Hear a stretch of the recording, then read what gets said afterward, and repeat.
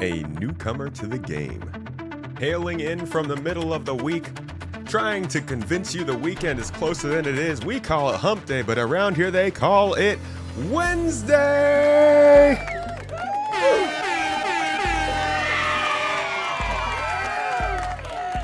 Thank you very much. That's right, folks. Hello, my friends. Welcome to another stream. We're a little early today. Did you notice? Motherfucking Cuban is starting us off fresh and early. My friends, welcome in. It's Subs Wednesday. Wow, yeah, wow. Oh, wow. Sorry. Energetic start to the day, Cuban. Obviously, coming in here with the Santa energy. Let's kick off Toes Gang. We're gonna get into things today, folks. I've got some things to talk about.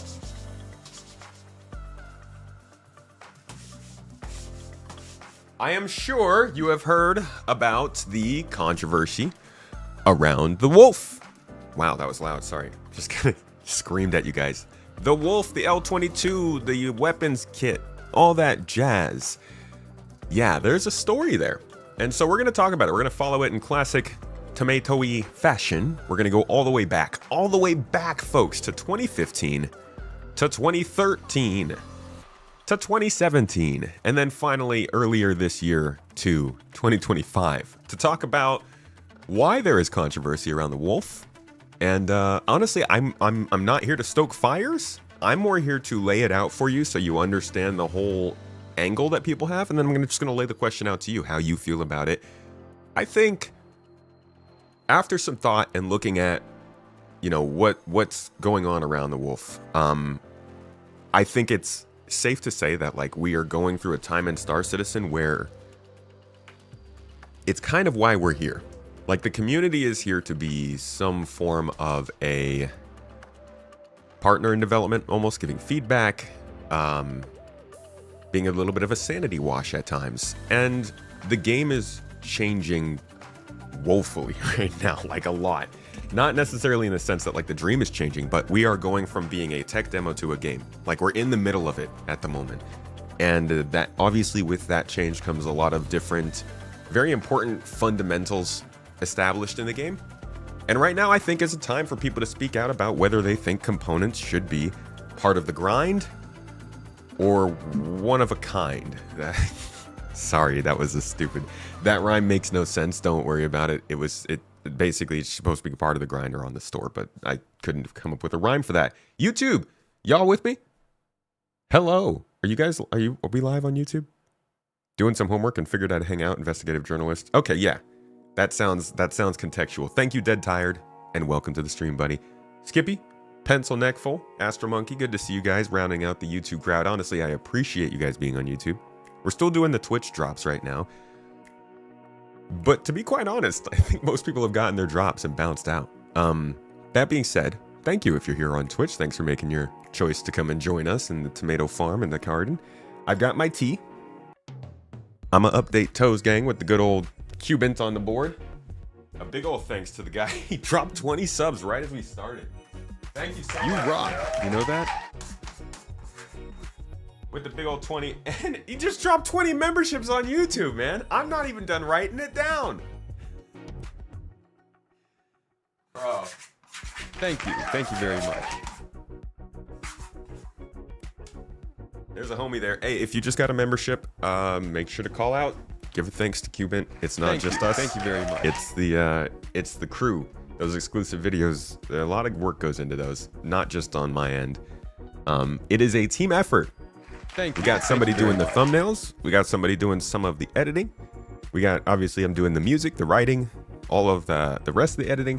We got Mrs. Tomato helping with publishing. It's a team effort. So you guys are literally helping us get the job done. And that's our thanks to you. So if you just got a membership, make sure to make use of it. Go check out the links. 6 exclusive videos are available to you now. The next one is going to be about ships growing up. And the Ironclad is the focus because the command module is a pretty cool part of the ships coming out. It's kind of like docking, but instead of just docking, it gives control of one ship to another ship. And I do wonder if they're going to try and use that in some other kinds of ships. Imagine a parasitic craft in this game, and somehow it can take control of the ship's IFCS system, the thruster system. I don't know, man. I don't know. I'm getting ahead of myself.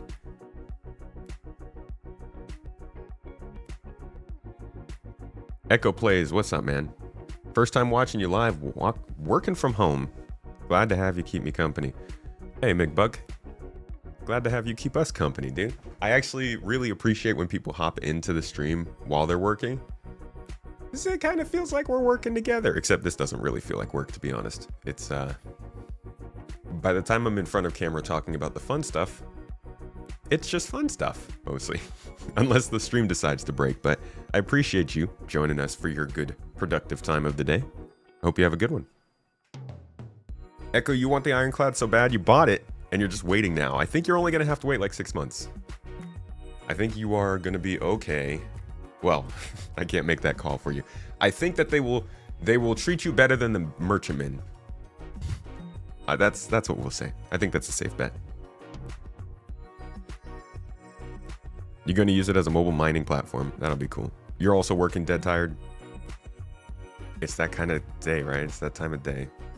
Like I said, they try to call it hump day where I come from, but it's Wednesday. Do I know what they just patched today? No, I didn't see anything on the dev tracker either. The hotfix, I think the hotfix is still, oh, look at that. Yeah, this must have just happened because I just checked earlier. Please don't crash my stream. Please don't crash my stream. Please don't crash my stream. Please don't crash my stream. I'm just updating. Please don't crash my stream. Thank you. Sorry, no sing mode anymore. Your streaming makes work feel less like work. Happy to help. Gray Cat Behind the Ships just came out. Oh, we could check that out. Thank you. Thanks, Quicksilver. You heard something about Vanduul missions and AI difficulty. For the patch today? I hope so, because that's what I'm going to try and jump into. I'm only streaming for a couple hours today. I got a lot of video work to do, and we are about to head out of town to go see some family for Thanksgiving. So that's why I started so early today.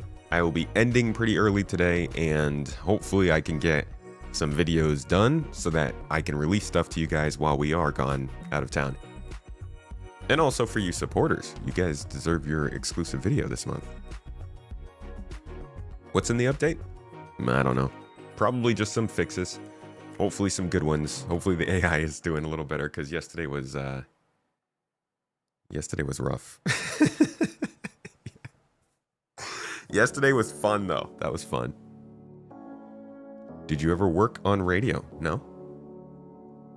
No, but this is kind of radio, right? Slightly. Internet radio-ish. MDC looks interesting. Okay. Let me check out the dev tracker real quick and see if they made any comments on it. No. Just some other recent chatter. Niku.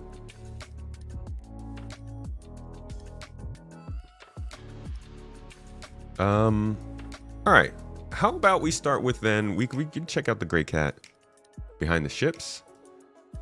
Not on the browser. Then I'm not making that mistake this time, folks. We're going straight to the right browser this time.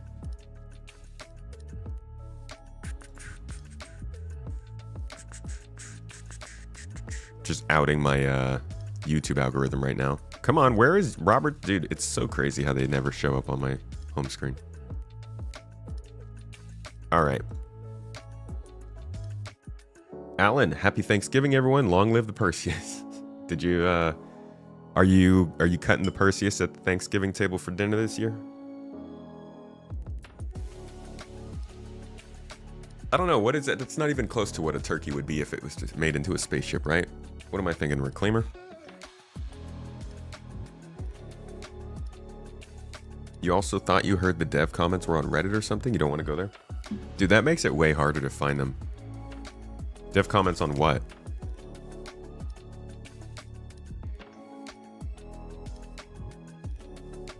Because the thing is, even if the dev comments are somewhere in here, they won't be highlighted. Well, we'll see. We'll wait until they get out into the zeitgeist of Star Citizen. For now, let's check this out. So, of course, every day, new manufacturers, it's IAE. Looks like we're getting Greycat today. I haven't looked at the actual page yet of this ship, or the vehicle, the truck. But this is probably it's definitely actually one of the, there we go. This is definitely going to be one of those unannounced vehicles that we went over. I think at the end of IAE next week, we'll go over my ship sheet, ship tracking, what is it called? Ship tracking, oh, I'm on the wrong Chrome. There it is, the ship tracking sheet. We will go into this at the end of IAE, and we'll go through what we have kind of ruled out as some of these unannounced vehicles and ships, because a lot of them are starting to make more sense. For instance, the one that had the cargo stuff going on, I think a few months ago in here, should pop up. Weirdly shaped, but cargo no. I think it was this one. Unannounced vehicle. Experiencing some cargo mechanism issues, gray box in early September, lot 0 in October, final art in November. This is probably the Greycat Ox, the Drake Golem Ox. So we can surmise a couple of the changes that we've seen. We're not going to have a monthly report coming out at the end of the month, so we might as well just do it then. But for now, we've got a new vehicle to go over, the MDC. First, we're going to take a look at the page for this. Clear the skies and set your sights with Greycat Industrial's newest addition to its growing ground vehicle family, the threat thwarting MDC. It is so fitting for Star Citizen to have a company called Greycat Industrial. Thwarting threats. But you know what? Whatever, it's fine. This sturdy rover keeps its wheels on the ground and its aim in the air as its automated PDT, the first to grace any ground vehicle, takes on incoming ordnance that descends to ruin your day. Another functional triumph for Greycat and the ultimate ground support for your squad. Now, we never really acknowledged PDCs becoming more and more popular in this game, but this is 100% a big feature addition. A big feature addition. This is probably helping to lead the fight on AI turrets in ground locations, which for some reason have disappeared, even though they were supposed to be in 3.4.3.2. But this is also really serious. These are AI controlled turrets that can track ships, missiles, or personnel, and that can be a big deterrent if used correctly. They could straight up put these vehicles out there roaming around on moon surfaces and have us do bombing runs on them as a mission. Super simple mission. They could have these kinds of things out around outposts, driven by NPCs and shooting ships down. Now that server meshing actually allows this kind of stuff to work, and they're actually working on some interesting features like this, I think this is more exciting as a feature than it is as a vehicle. I hope they talk a little bit more about that in general at the IAE Q&A this year. So you can activate a quick and effortless slew of strikes from the driver's seat with a dash-mounted PDT control, letting you keep cover as you power through combat zones. Dude. Air cover? Actual air cover? Man. It's very interesting, guys. I mean, if you are the kind of person who always gets struck out at Pyro by these people just nose downing you, not only are these people going to not be able to nose down you much longer once control surfaces come in, whenever that happens, but now you can bring a couple trucks to help defend yourself, even if you are a solo player. And that's probably where this is aimed at. This is for those who are traveling alone but do need some defenses, because that's been a problem for a long time. Is it good to design a vehicle around a problem that's supposed to not exist because the flight model changes and security changes and all that stuff? I don't know. It might still fit. But it's interesting to see how this kind of stuff is developing. You can set up base and let the bullets fly. The MDC's automated turret activates when you step outside, meaning you can take care of ground attacks while the PDT covers the skies. Okay. So it's 7 meters long, 5.5 meters wide. It's probably the same dimensions as the MDC we saw earlier this year. Coming in at $45 standalone, or if you're using your own store credit, $50. honestly, yeah, this seems like a fantastic thing to get in game. I know people are going to try and get it as the LTI token. I see you in chat, but I do think that this is a great, this is going to be actually really interesting to watch play out in the game. I wonder how much they've tested this. Let's check out the video and see what they have to say about it. Earlier this year at Invictus, we introduced the Grey Cat MTC, which is the first in a family of ground vehicles from Grey Cat. The MTC was designed as this sort of utilitarian, all-purpose rover-style vehicle that allows two players to just bomb around the battlefield, exploring, storage on board for whatever they need, and then as well having mission storage boxes on the back. So really, it was a ground vehicle capable of doing the majority of our ground vehicle. I like it, but I don't like the 1/8 SCU boxes. I would love if it was just two 1 SCU boxes, but I guess that wouldn't have worked with the dimensions. Boxes on the back. So really, it was a ground vehicle capable of doing the majority of our ground vehicle roles.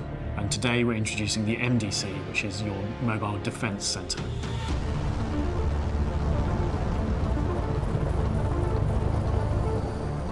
Where is this music all coming from, man? Give it to me.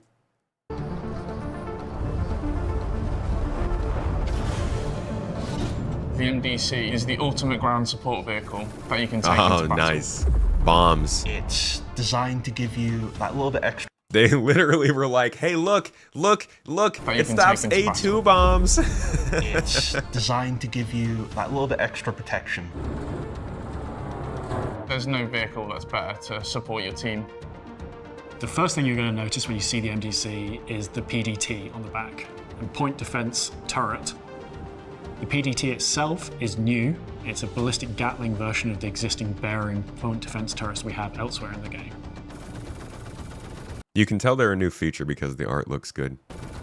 Obviously, being a ballistic, it has finite ammo, so this will need... Not to say that old stuff doesn't look good. You can just tell this is like a new asset, and they put work into this because it was going to be a standardized piece of the game. To go back to a location to reload, but the trade-off for that is that it has an increased alpha damage, so it is more useful against shielded and armored targets. So wait, I'm sorry, say again? Reload, but the trade-off for that is that it has an increased alpha damage, so it is more useful against shielded and armored targets. Okay. So the reason we decided to put a PDT on a ground vehicle was because when you have events like Jumptown and people are there loading their ships and getting other bits and pieces, you're very vulnerable to attack, giving them a different means to actually defend themselves, or if they're on their own. Nah, dude, just get good. What is this? Come on, CIG, why are you holding the hands of the weak? The PDT on the MDC is swappable. So that means you can have the missile variant, the Gatling variant, and the laser variant. The missile and the laser variant is now available in 4.4 within in-game stores. So this is like, it's like if you got the Cyclone and just like threw an AI blade on the turret. It's a little bit of a different kind of thing, but it's an alternative if you don't have the extra person to help you out. A smaller alternative. I think the MD, whatever this series of vehicles is a little weaker than the Cyclone, just the size-wise. Actually, that might not be true. No. It's got a lot of structural support. Driving the MDC around is very much like driving the MTC around. Its handling is almost identical. It's capable of getting to places the MTC is capable of getting, and can be carried in the same sort of vehicles as the MTC. But whilst you're driving around, the PDT is automatically engaging threats against you as a player, whether Dude, that's that is incoming sick. ordnance or ships. This is going to make for such a fun event. I want to just have an event in GII where we just get like 10 of these things driving across the open land like this, and then we get all of our folks to just drive ships overhead and try and shoot them and see what they can block and what they can't. We could have so much fun with this, man. Whether that's incoming ordnance or ships. What we need now is like an artillery truck. Firing artillery. Pull! They launch it. You try and drive these trucks off of the largest hill and shoot it down. As an added bonus, it is also very useful as a base defense mechanism. You can park this vehicle up, leave it there, and then it will continue the same role of defending against targeted ordnance and ships whilst you're outside the vehicle. All right, now I got to ask you guys, would you prefer to have a truck like this, or would you prefer to have an NPC that could just sit in the back of your Jeep and stay on the turret? Like, is this good enough, or does it need to go further and there need to be actual NPCs there? And this is just a good stopgap, in your opinion. The exterior is a mix between utilitarian and minimalistic. We wanted to find good balance between those. The MXC is a really nice chassis to work with. We thought about the different variants when we were designing the base chassis, and I think it lends itself really well. It kind of leans into that military idea of they don't want to be making everything from scratch. They want parts to be serviceable, they want them to be interchangeable. We've tried to keep the overall silhouette of the vehicle and its overall size It looks good, close man. to the main. Dude, I think this thing looks fantastic. I like the way this looks better than the other one. To keep the overall silhouette of the vehicle and its overall size It's like a as squat close pickup to the truck. main chassis as we can. But then when it jumps into action, the turret lifts up on this big platform that is very well supported, very, very strong. And it gives a little bit greater visibility, not only of the sky, but also of the surrounding area. You can see the engineering that's gone into it, and I think it's really successful in conveying what its purpose is. The interior is based on the teenage engineering design, rounded corner and bold buttons. As soon Did as he you just walk quote in teenage onto the rear engineering? wall, it's all of the components. So everything you need to make the vehicle drive. Dude, they've gotten so much more efficient at packing. I think because now you actually know what's going to be in a vehicle, it looks more efficient. Like before, a ground vehicle would have had maybe half of this stuff, maybe one weapon locker. But now they're like, okay, we have 2 seats. We need 4 weapon slots. You obviously need life support. You need a relay, some components. You're going to have your engineering terminal. There's going to be a place for the buttons and the lights. And like now they have all that stuff categorized and cataloged, and they build these things and they actually look put together. I'm going to love to see the old ships get this work. Everything you need to make the vehicle function.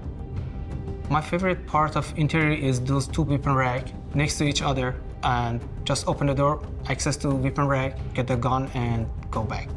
You've got your fire extinguisher, and then you're straight into the too. cockpit, straight into driving it around and blowing things up.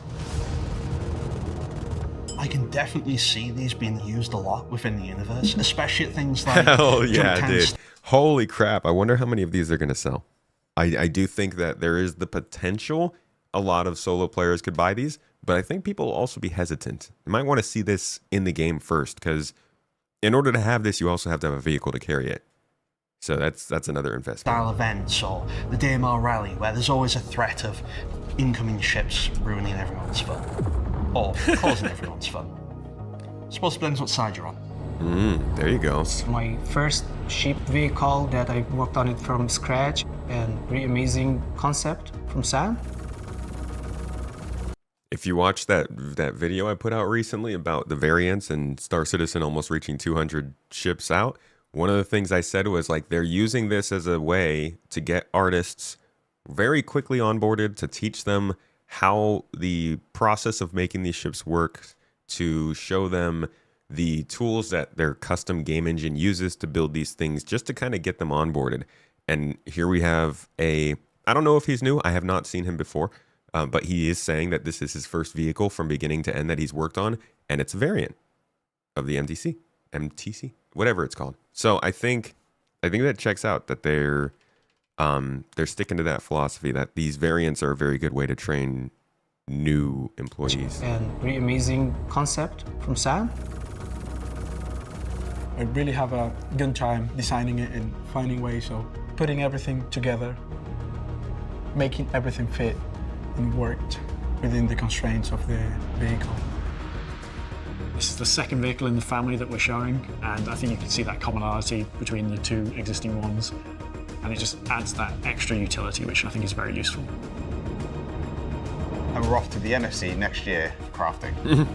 That's right. Okay. For someone that wants to... They have to. Yeah. They have to. There's one more for crafting coming out. So, I mean, we know crafting is going to be in testing within the next month. It's supposed to be, at least.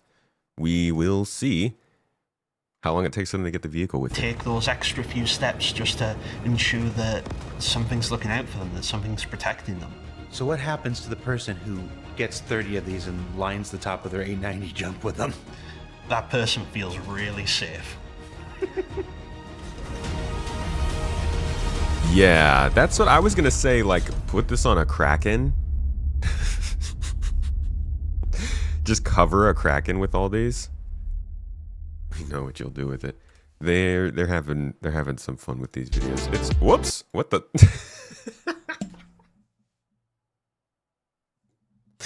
Okay. Sure, Synthwave. Come on in. I'm not a pro. I don't have a problem with that. Besides the legal concerns. So that is the new truck, and to be quite honest, folks, I'm a fan. You said it's going to be in your ironclad hangar? Oh, you did say that, didn't you? Let's see what the Q&A has to say about it, if there's anything that we might have missed.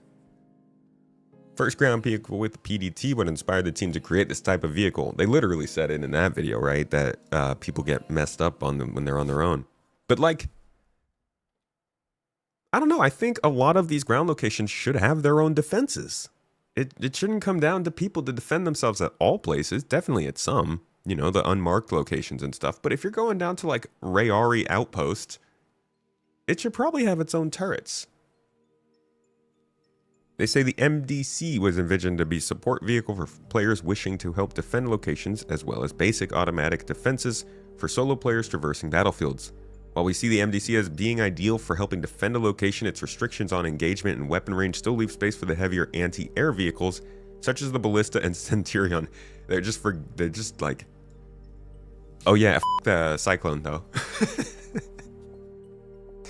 That's in there somewhere. Sure, you guys figure that out. Need one of these and name it Turkish Delight. Skylokum. You just bought 5 of them? Oh my god, 5? What are you gonna do with 5 of them? Have them battle each other? What they just showed us on the 890? Alright, so the Ballistic Gatling PDT is a new type. How does it compare to existing point defense systems? They say that it performs very similar to the laser version once the respective advantages and drawbacks of ballistic guns are considered. For example, their ability to penetrate shields is balanced by their limited ammunition capacity. Limited. Does the MDC's PDT, LOZ, LOL, IYZ, BFF target on foot characters and ground vehicles, or only aerial threats? They say only torpedoes, missiles, and small ships. Small ships. That's an interesting qualifier, because in the video, I think they showed a C2 getting shot at. Earlier this year at Invictus, we introduced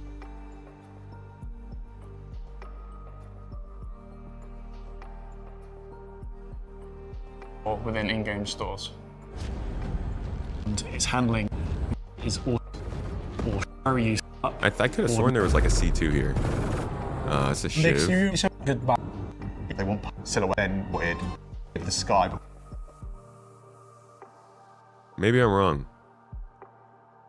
The C2 dropped a bomb, but yeah, okay, it must have been another vehicle that they saw shooting at. So small vehicles is important to note. Not that, like, I mean, you wouldn't, I don't think anybody expects something like this to take out a Perseus, but it is. Deterrents aren't always about the damage you're doing, right? It's about the kind of stress you're putting something under. Just hearing some gunshots against your hull might be enough to deter you from doing something. But yeah, I mean, small ships is not necessarily a bad thing. It is worth it to say, like, if you have multiple of these around an outpost and a ship that's larger does come in, are they not going to shoot at it? Could you not overwhelm a Constellation's shields with these? I don't know. That'll have to be tested in game. They say that these guns are interchangeable. Currently, they have size 1 laser ballistic and missile PDTs, with all options now available for purchase via in-game shops. That's important. Does the PDT remain active when the player leaves the driver's seat, or must the player remain seated? As long as the vehicle is powered and has sufficient energy allocated to the weapon energy pool, the PDT will remain operational. There's some engineering for you folks. EMP can shut this down. Hacking can probably shut this down. And most importantly, if you just run out of power, if you're on battery energy, it can shut down. The MDC has a cut down interior based heavily on the MTC. While the space previously used for armor and mission crates is now occupied by the PDT mount, it still features a weapon rack and personal storage for the crew's essential gear. Alright, so that's the vehicle.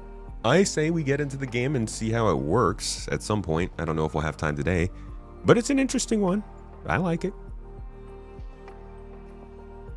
Any thoughts on it fitting in the Corsair? I hope it does. It should. PDCs currently don't shoot things medium size and bigger, so you'll assume this will be the same. Okay.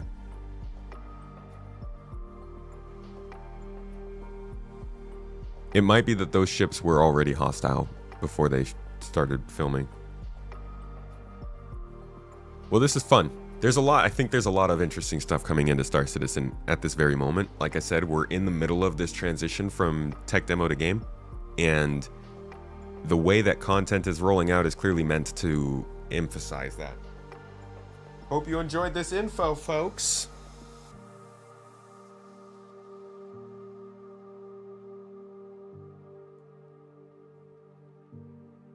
Niku said, heads up, by the way, we're going to update the loaner for the Rayland from Taurus to C2. It should be live soon.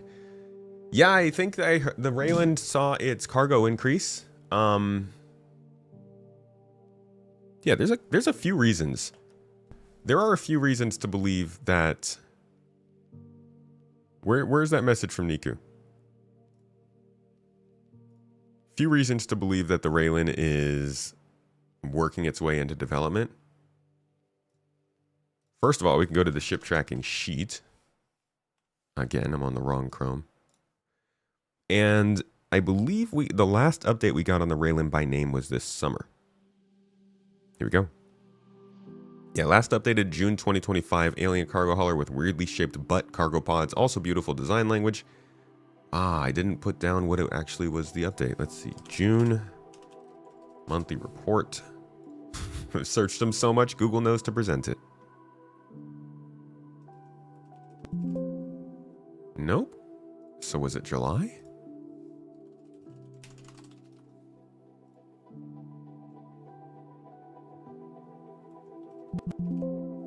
Okay, that's weird.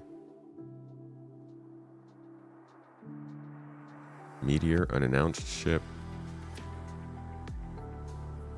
Medivac. Drake Kraken, RSI ships. No, I'm pretty sure it was June.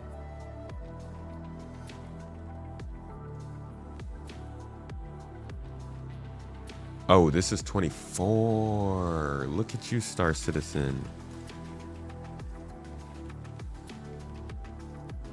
Look at that. Trying to give me the 2024 report. Like I'm some kind of a dweeb. I am. I fell for it. Skunkworks. Dude, thanks for dropping by and watching. Thanks for sticking around. Let's see. Toes. Here it is. Pre-production began on the Gattac Rayland, which will continue between other tasks ahead of the ship officially entering production later this year. So it's supposed to enter production this year. I don't think we've gotten an update on it. I am going to say, just update this real quick. Pre-production began in June. But along with that, the Gattac Rayland also saw a cargo increase on the website.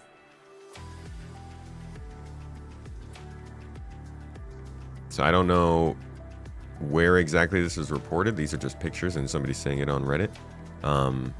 But I have heard that there was a cargo increase. Now it's an interesting ship. SC testing chat, thank you. It's an interesting ship because the way that it works is like there's some weird cargo pods on the back here. You can see they're kind of weirdly shaped. Now, they are going to make sure that the cargo boxes fit into these pods, but that has been a kind of question mark in the ship's design since it started and since its concept. Now, it's a cargo transportation ship. It deals in a lot of hover tech, and it has a very weird look to it. It's made by the same company that makes the Hulin, which is kind of explains that. As I said here, the triangular cargo pods of the Rayland are actually fixed to the ship and not the cargo containers themselves. They open to fit the standardized cargo items inside. So The cargo pods shouldn't be too much of a problem, it sounds like, but they also did say they're making some changes to the ship. With the expanded cargo capacity, the fact that it did enter pre-production in June and is expected to... Whoops, that's not the right one. Here we go. It entered pre-production in June and was supposed to enter production this year at some point. I think also the team that was working on the Siulen, and the the Sentak Yai were eventually supposed to work on this. So I'm betting this has entered production. Or it's entering production in December. We won't know until February, I think. Can't remember when they start doing the monthly reports. But they do November and December's together. So we won't know until next year if it's entered development. But it does sound like it has. And now we have...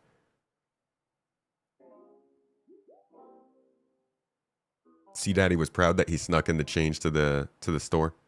640 SCU it went up to. And it took people a day to spot it. Let me see if I have the test chat. I think.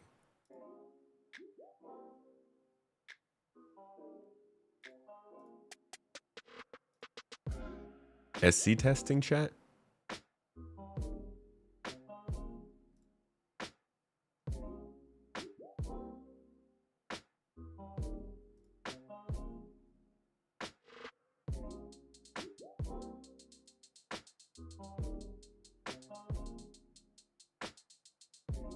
And I really need to bookmark some channels on Spectrum because I'm struggling.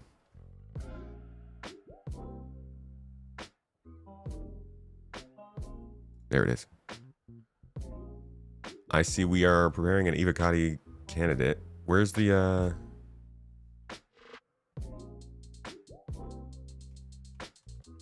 Niku?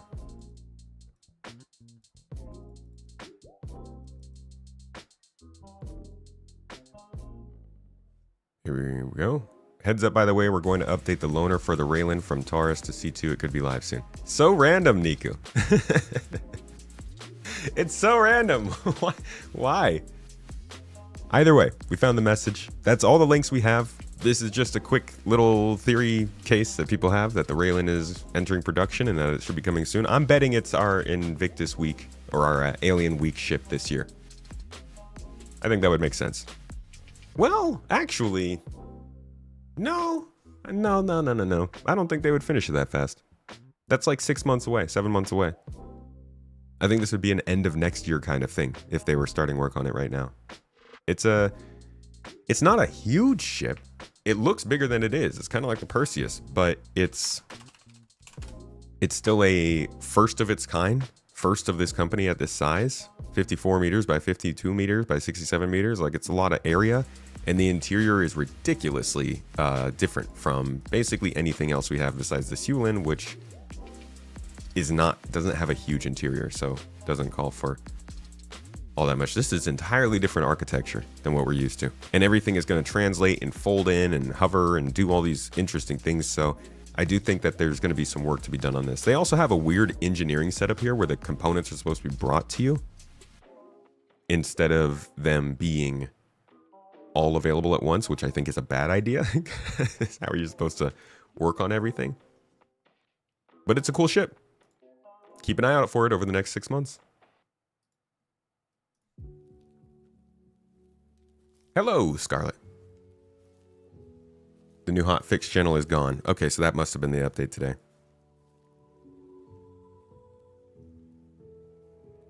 What's hacking gameplay going to look like? Dude, it's they've gone back and forth on it. The latest that we've heard about with hacking was that it would be... The latest we had heard about was that it would have... Oh man. It would have... You would be able to see multiple... Hold on.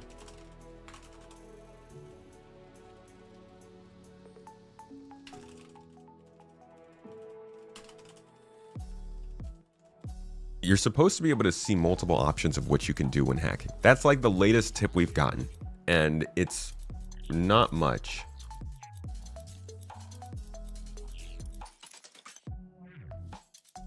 So it looks like the second latest we've gotten is here. So this is a chat GPT thread I use to keep track of monthly reports. I actually haven't been doing it in the last few months, so I think this is missing maybe a mention in August or something, but it looks like about a year ago, they had said that initial implementation of the hacking mechanic continued, with the team working on a new visual effects for the interface and developing a new minigame experience that can support different difficulty levels. This system is intended to be used for both FPS and mission-based gameplay scenarios. The only other thing that I think they've said was that there was like they were trying to present multiple options for people to interact with whatever objects were being hacked. Generally, hacking is focused around the engineering system, which is probably why hacking hasn't been brought in. It's supposed to work with your power, your resources, your life support, your security, your airlocks, that kind of stuff. Another example of this we've seen is the Legionnaire, which is the only ship that has been released as an official hacking ship. And it generally, the idea behind it is that the airlock that you're using, let me see if I can actually pull up where they say it. Probably better at explaining it than I am.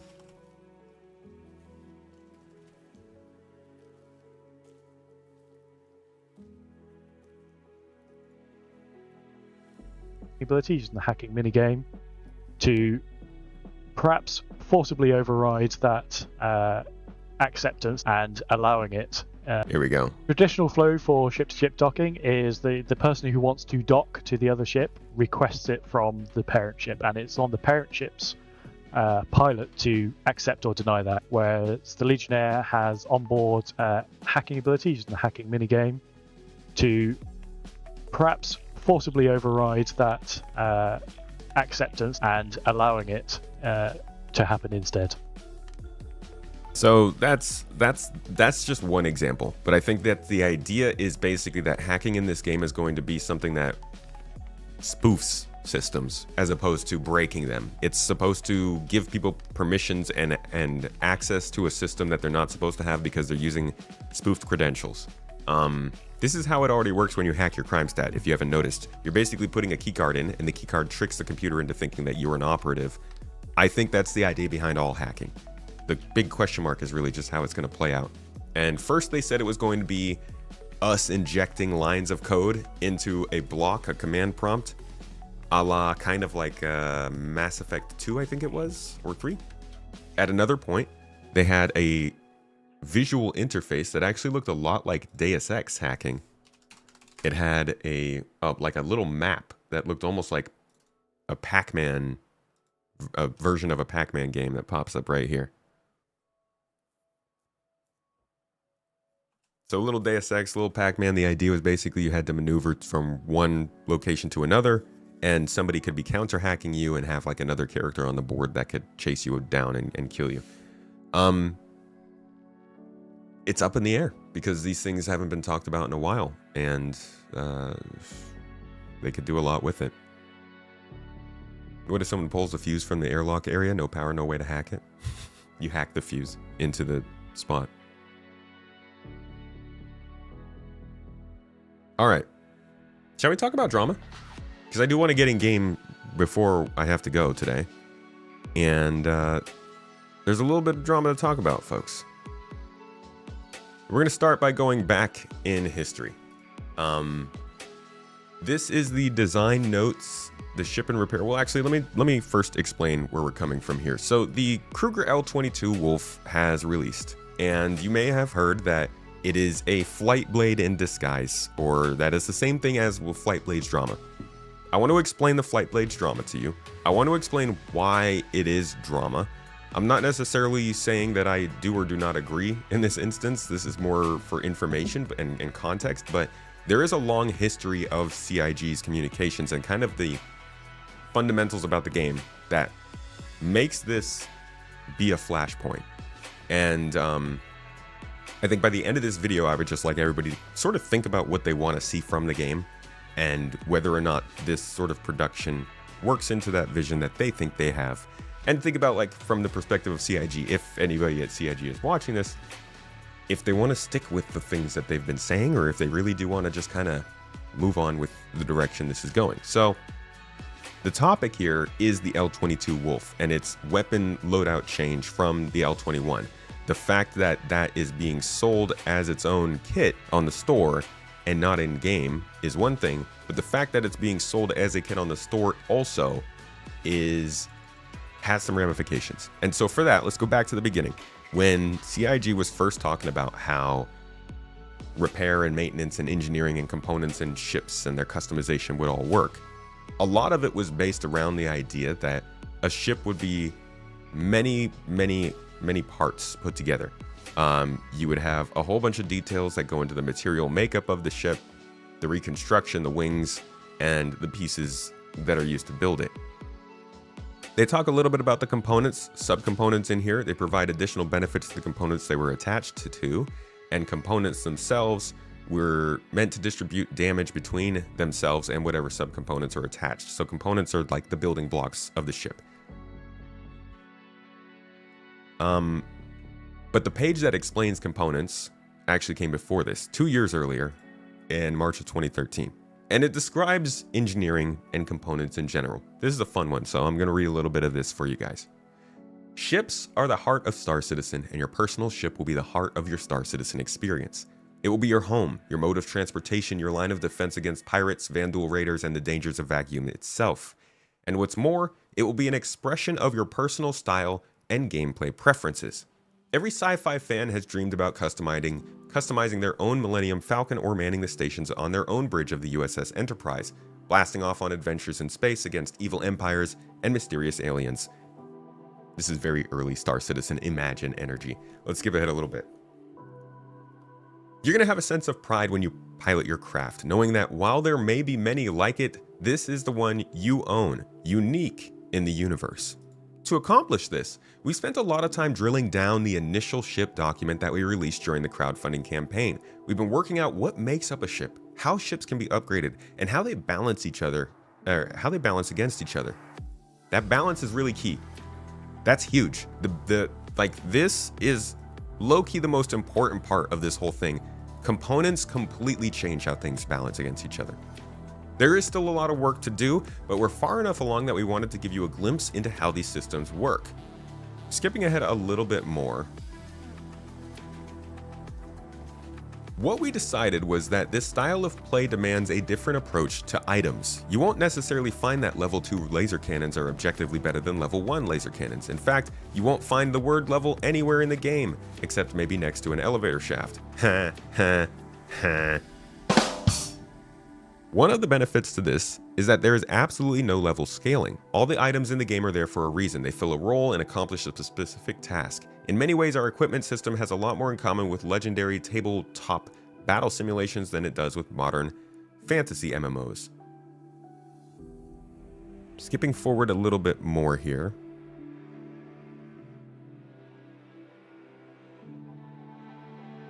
Just want to make sure I'm getting the right things for you guys. So we move forward and they detailed components, the things that are supposed to be balancing everything again. And I'm not saying that this document is going to be 100% true. This is an old document. It's 12 years old.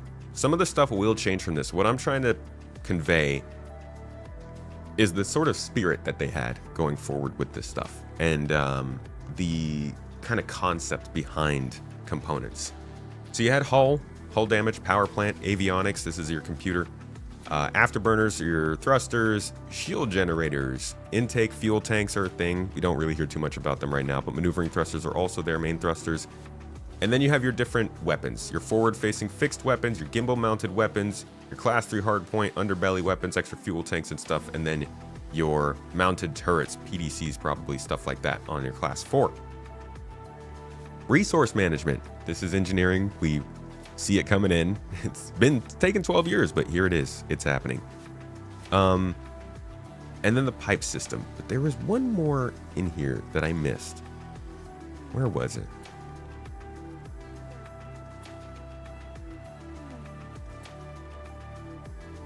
One of the most important rules to remember is that the most expensive parts may not be the right tool for the job, and that even the most decked out ship can be bested by a skilled pilot in a lesser craft.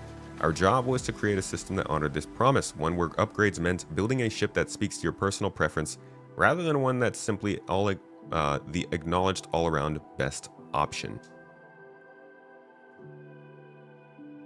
And then there's somewhere in here, hold on.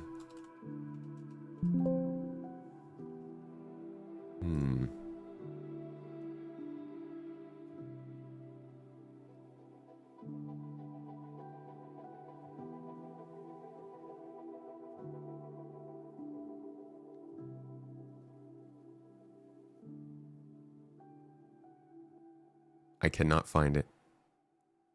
There is a part in here where they basically tell you, you don't have to do this. This is only for the people who really want to get into this.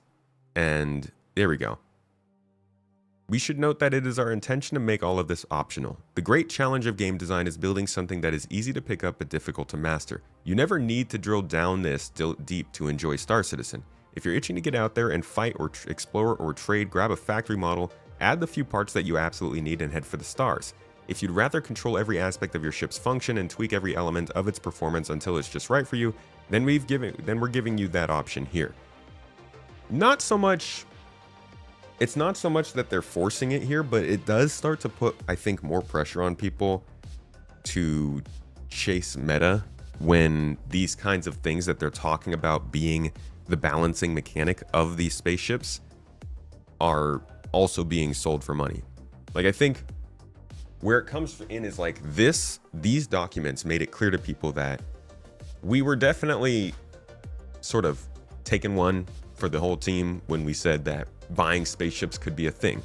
Is that pay to win? Well, I don't know. What makes the spaceships most important, most valuable? In these documents, it's the components. How they balance against each other is important because of the components. And that was sort of the in-game progression that people thought it was going to be. You would be looking for components because the ship that you bought was great, but it's really not that great because it's not customized to your liking. That leads us to the current day. Now, this is just another look real quick at some of the things that they've said about components, how they're supposed to work. Here's something about computer blades. Are they sub-items? No, they're standalone items that add or expand functionality rather than improving a baseline stat. It's interesting because I'm pretty sure blades are now considered a subcomponent of the computer. Welcome in everybody on Twitch. How y'all doing? Good to see you. Thank you, Morphologist, for the raid, dude. Thanks for bringing over your folks. Good to see you. 250 freaking people. What are we supposed to do with that, man? I hope you guys don't mind drama. We're going over drama right now, but we're about to get into the game and we're going to be looking at some of the new content. Right now, I'm just trying to explain why there is concern around the L-22. More information than anything. Hey, I hope you had a good stream, dude. Thank you so much for dropping the folks over here. Peace out, man. And thanks for coming on the podcast this weekend. People really enjoyed it. Okay, so they don't call flight blades components necessarily, or computer blades, but they are standalone items. While they can only be added to the computer items, they may not be the only place for them in the future. So they're added to components. I don't know why they're not saying they are, but I'm pretty sure they're going to be subcomponents like that. Now, that takes us to the current day, like I was saying. Flight blades were introduced earlier this year as a way to, just like it says here, expand functionality and also to improve a baseline stat, to be honest. These were introduced as a way to basically change speed and maneuverability in ships.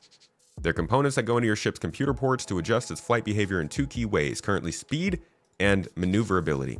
While using flight blades can boost one area, it comes with a trade-off, as you'll see a reduction in another to balance things out. This isn't about chasing raw upgrades, it's about making meaningful changes and further dialing in your loadout to reflect your playstyle. That, again, if you go back here, sounds a lot like what they're saying here. Customizing your personal playstyle. It will be an expression of your personal style and gameplay preferences. To accomplish this, we spent a lot of time drilling down to the initial ship document, working out what makes a ship, how ships can be upgraded, how they balance against each other. All of this matches pretty closely with what they were saying about flight blades. Currently, there were 2 types of flight blades. This was back in May. Precision handling balanced flight blades and top speed balanced flight blades. They were going into several different ships: Aegis Gladius, Aegis Avenger, Aegis Redeemer, RSI Scorpius, Argo MPU, Anvil Arrow, Anvil Pisces, and Aegis Hammerhead. These are the initial rollout, and they are meant for testing, but ultimately this was going to expand to all ships in the same way that they were kind of looking at making components, not necessarily exclusive to ships, but exclusive to types and sizes and things like that. So it was very much following in the same path as components, which is then engineering, which is in-game balancing, and overall progression in the game. Here they say, will flight blades be available to purchase from in-game stores? And they then say, yes, flight blades will become available in in-game stores for AUEC this summer. This was actually changed. This answer was initially something along the lines of, it will follow our traditional release schedule coming within the next quarters or something like that. Then they changed it that morning, and then they got backlash, which led to another change we'll get to here. But it was important to note that this was maybe only the second or third time they had decided to do something like this. Before, they had a Voyager Direct store where they did put weapons on the store. I don't think those weapons are still on the store, but I do believe that on its own is also a slippery slope that people probably would be more aware of now than they were back when that was done, which was like 10 years ago, and there wasn't really much going on with the game as it was. But as you can see, this was a big initiative. They were introducing flight blades. This was something that had been talked about for a long time, all the way back in 2013. And it was meant to be a way to help people manage their ships when they didn't have the personnel to do so. That's a big deal to a lot of people. And implementing that kind of feature comes with a lot of questions and ramifications and things people want to know. So when this happened and we got the backlash from that, and if you didn't see it, you might not have been watching, but there was quite a bit of backlash. So they came back with a reply here. They said, throughout Star Citizen's evolution, one fundamental principle has remained paramount. Everything you pledge for to support our development will eventually be attainable through gameplay. Your contribution helps push things forward, but your time in the verse should be equally rewarded. We're pushing 11 patches this year instead of 4. We're crushing more bugs than ever, building more exciting content, moving faster than ever to make the persistent universe a better experience for everyone, and in moving fast, we missed a step. Missed a few steps. To be clear, the new flight blades will be attainable for AUEC in our next patch this June. We followed our usual approach by offering early access on the Pledge store to help support development. But after some reflection, we've decided that for smaller components like flight blades or bomb racks, they should be available in-game at the same time they appear on the store. The choice has and should always be yours. If you want to support the project early, you can, but it's not required. If you own a game package, you'll be able to pick these up in game currency in our next monthly patch. And for future gameplay kit introductions, we'll ensure these items are obtainable in-game on day 1. Thanks to everyone who's weighed in, especially those who brought the heat constructively. This game has always been shaped by the community. Star Citizen wouldn't exist without your passion and support, or your scrutiny and feedback. We hear you, and we take it all to heart. So, a couple things to get from this.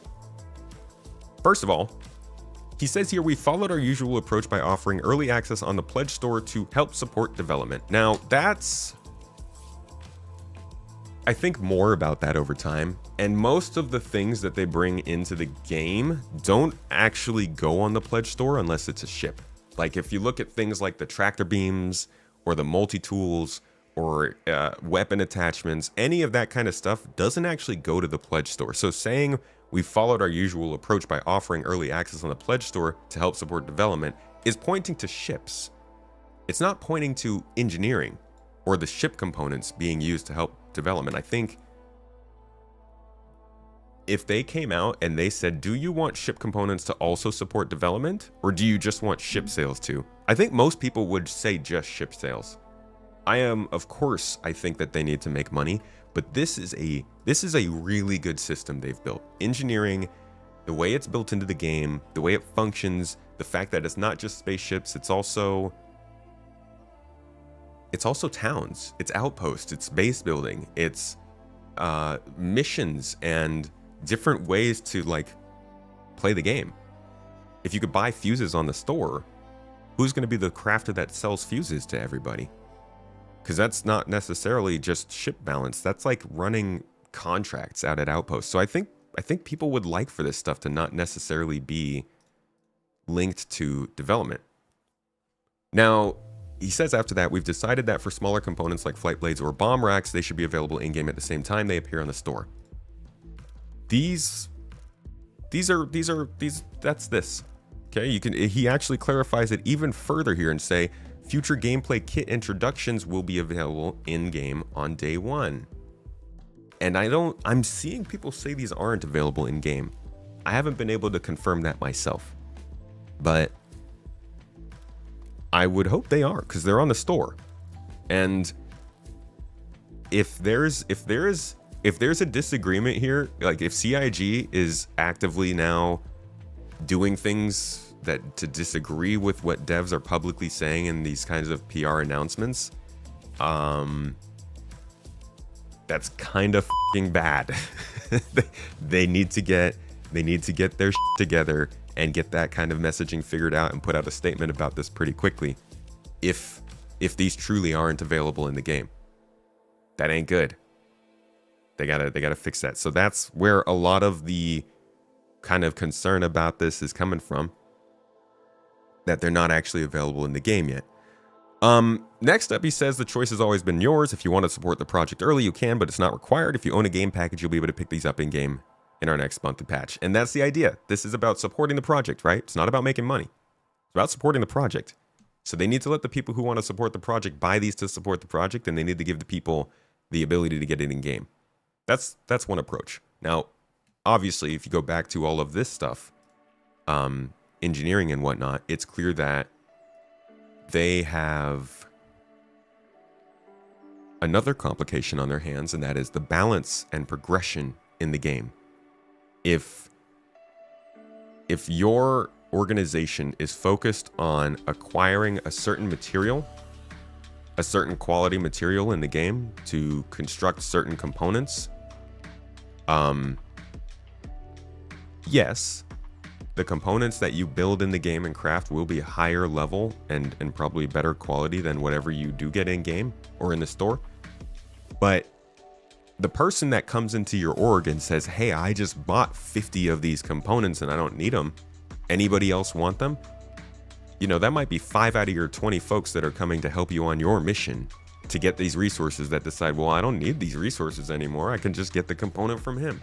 And it might be a very niche example, but those are the kinds of complications that we have to start thinking about when components are available for purchase, when the idea behind what is balancing these ships and what is personalizing and customizing our gameplay is also being sold. The ships are one thing, cosmetics, heck, you can go crazy with cosmetics, but this is really reaching into the core of Star Citizen's gameplay and putting it on the store. Now, weapons I don't think are as bad. When this all happened with the flight blades, I was more concerned about the blades than the bomb racks, but I also do understand how this is starting to slip a little bit, and it does feel like they might be trying to just fit this in as a way to slowly start getting the idea of ship components and ship parts being on the store as well as ships. And so with a little bit of looking back at it, I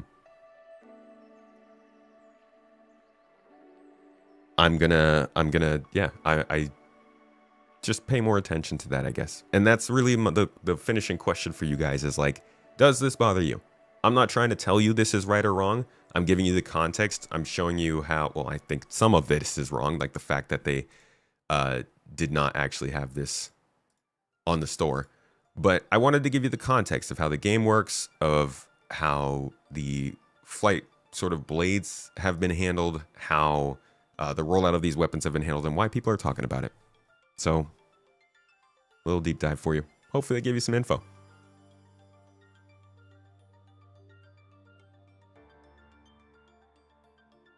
Yeah, the Idris kits are another kind of thing. The Idris kits, because they're such large ships and they're military focused, it's not as concerning to me. But Even if that wasn't on the store, like, that should still be in the game when it's on the store. And it's hard to say, but I mean, if we're going to put our foot down, we should probably be pretty solid about it and say that the Idris kits should probably go too. And just in general, like weapons kits, like ship customizations outside of cosmetics should probably just be kept off the store. Tier 0 ships should just be noticeably worse than upgraded ones, and everyone's progression should be to upgrade and try not to lose the upgraded parts during fights. So we could look at it that way, but what if the game is balanced around those basic ships? Those are the ships they've sold this whole time. They're the ships we've been using for all this stuff. What if they're balancing all the difficulty around the fact that we're using ships that are bought on the store rather than upgraded crafted ships that would do better? Would the game get too boring when you get like a really nice ship? They haven't really done a good job of difficulty gating areas yet. So I mean, you could say that you'd go to Pyro for the big stuff, but gotta make that scary first. Everyone wants their gaming company to be altruistic and don't do the same themselves. I mean, being something doesn't depend on whether or not other people are that something.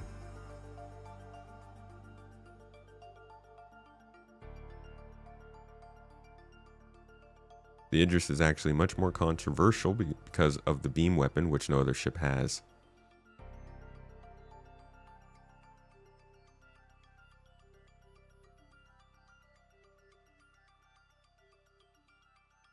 That's fair.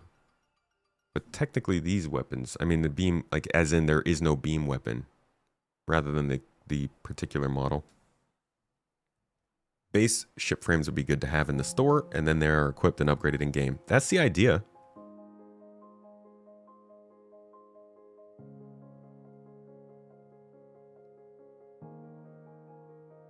When isn't there drama? I mean, there's usually not too much that's worth actually covering, but I think this is. I think they're planning on having the difficulty be the PvP, but at this point it's hard to see what they want the end game for Star Citizen to be. I think it's clear that Pyro is supposed to be the more difficult system in the game. At least the original release. It's just a matter of like, when are we going to start getting that? Hopefully it's with this FPS AI update. Is CIG in any way approachable to player ideas or just reacting when the players call foul? No, they've definitely taken player ideas. They've hired players to help run the game. They're absolutely approachable, and they do listen to some ideas. I don't know if they ever publicly will say, hey, this person told us this, so we did this, but a lot of times you see them implement ideas that maybe they already had, but you can also see the community talking about as well. You're glad that SE isn't afraid to monetize and come up with creative ways to make money. However, you worry that they are being led by marketing as opposed to gameplay teams. Flightblade should have always been an in-game thing only. You guess all you need now are combat ships, so you'll melt your industrial ship. Hey Throbbin, good to see you, dude. XLB, hired player here. How about the progression should be your individual player skill and knowledge? Reputation has always been the main meaningful in-game progression. I mean, they're saying here, when you build a ship, we want it to feel like the ship is yours, not just a custom copy. You have a sense of pride when you pilot your craft, knowing that there will be many like it. That isn't, this one is your own, unique to the universe. I think they're trying to plant the seeds that ship customization is also progress in the game. They say that combat is fast-paced and dependent on player skill. There's no auto attack or random dice roll. One of the most important rules to remember is that most expensive parts may not be the right tool for the job, and that even the most decked-out ship can be bested by a skilled pilot in a lesser craft. They're acknowledging that. Player skill is definitely part of the progression here. But they're also saying our job was to create a system that honored this promise, one where the upgrades meant building a ship that speaks to your personal preferences, rather than one that's simply the acknowledged all-around best option. So customizing the ship is hand in hand with that kind of skill that you're looking for. The only reason people freaked out about blades was because they claimed it gave an objective advantage when they don't. I'm actively being a different person. Like, you could say I'm the only person in all the Star Citizen community that is not acting for that reason, but that is not why I freaked out about the blades. I freaked out about them because I think the components are important to progression. You might disagree, but I mean, my opinion does still exist. No different than selling ships, though. I digress. I disagree, but that's okay. We can agree to disagree on that. I think that it's important that they try to keep the ship customization linked to the idea of actually building out the ship. And I think they should try and stick to just selling ships and cosmetics. And you know what? Base building customization. You could do that, but the ships are like the actual cornerstone of the whole game. I think a lot of people will come back upset when their $1,000 ship can't hold a fight. I think we're already seeing that. Which is another interesting conversation because that gets all linked in with NPC crew.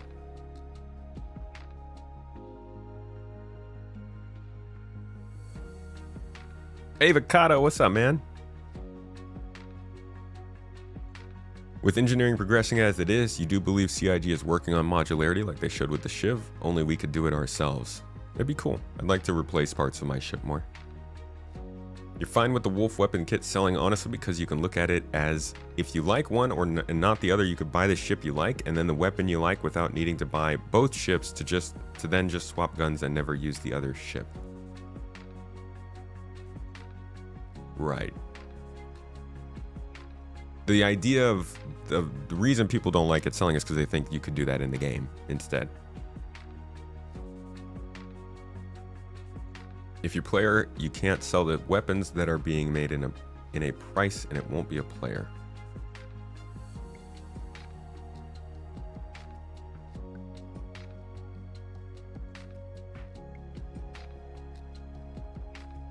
Do you have to do ship battles? No, not necessarily.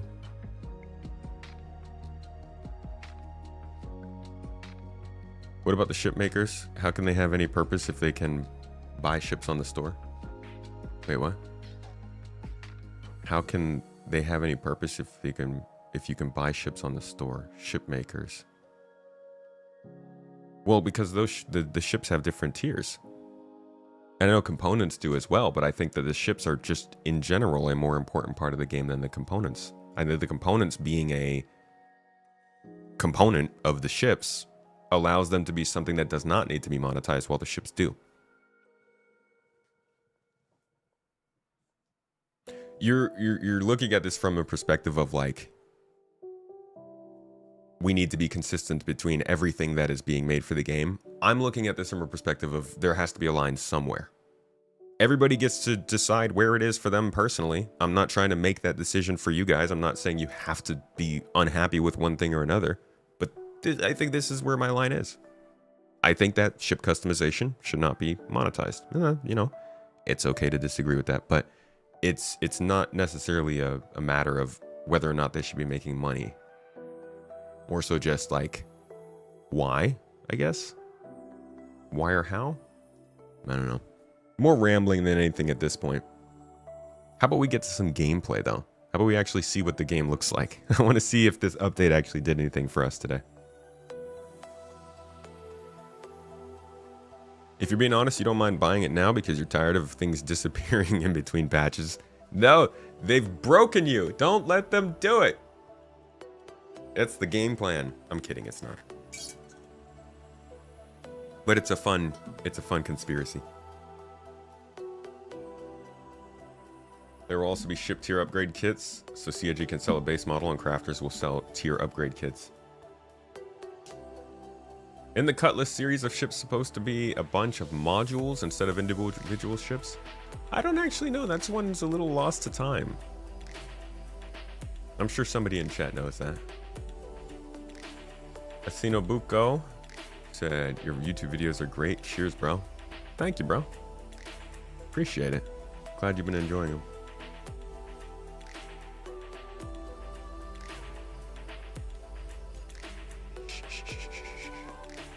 Not right now. Back in we go.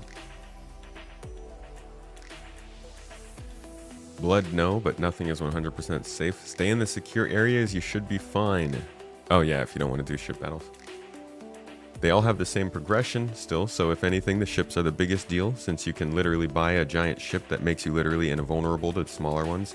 But they started with selling ships. I'm not going to come in 2017 and be like, yo, I know you guys are selling ships, but like stop selling ships and instead sell other things. Like that cat was out of the bag, man. What are we supposed to do about that? This is us trying to be like, hey, maybe we don't go further. Maybe we stick to that. I think they knew the community would be too upset if they sold the modules, so they just delivered different ship variants instead. They also...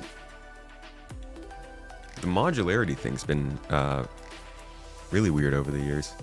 There's so many ships that I think might be modular, but I'm not really sure because their variants are so close.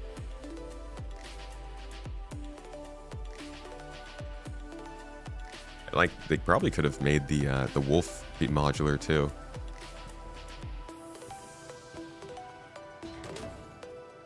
But then the line kind of blurs between what's a module and what's a weapon kit.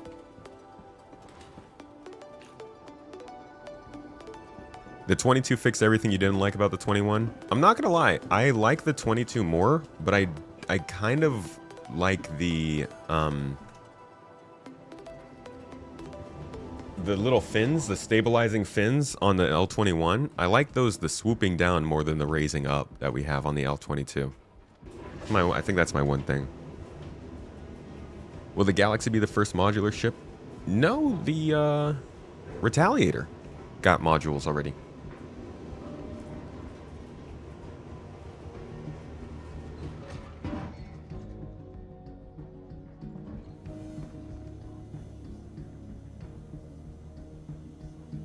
I think the real question is, what is monetization supposed to look like post 1.0? Right now we are backers. What about when we are customers? I think starter packages, cosmetics, optional subscription, Squadron 42 sales, game sales could be a lot, but I don't know. I don't know, man. There are many theories out there. Frosty, thanks for gifting out a sub to the good folks of the garden, my friend. I hope you're enjoying the stream. Thanks for being here. Thanks for supporting. Tontus, I think there will be an optional subscription that a lot of people will be interested in. It'll have some benefits in game for sure.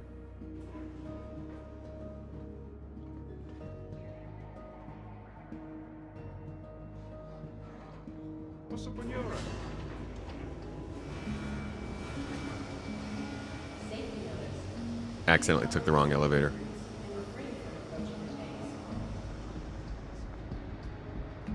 Just saying you don't see any reason for them to not sell everything other than people don't like it. That's okay, you can not like it, but I want to buy blades and y'all ruined it for me. Sorry, man. I'll send you some money in game so you can get them in game. They're pretty cheap. I think you can buy them at Grimhex? Was it? No, you can buy them at the component shops.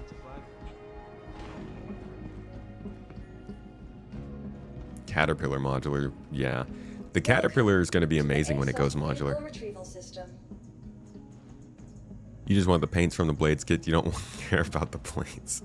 Yeah, then there are people like Valis who had to buy blades to get paints. Alright, how much time do we have? You guys think we can go and try and take on this mission again? Vehicle retrieval system. Vehicle selected. Your vehicle, please visit us again. Goodbye. Your insurance claim has been sent. Your vehicle has been moved to our storage facility. Your insurance claim, thank you. Cousin Crows has them, okay. Please visit us again. Goodbye. Shouldn't watch the Bitter Vets streamers? What?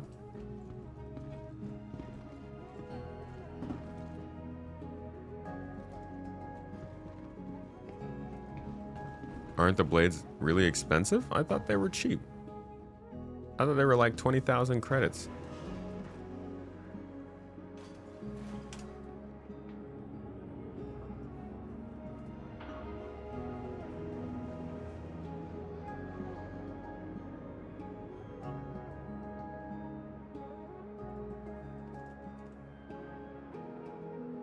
Let's see.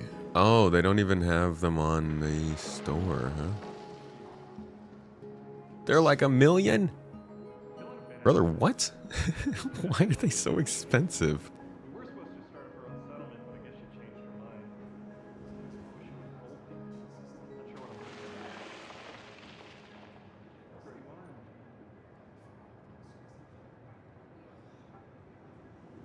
looking at. 200,000? I guess that's like component. No, that's more expensive than most components, isn't it?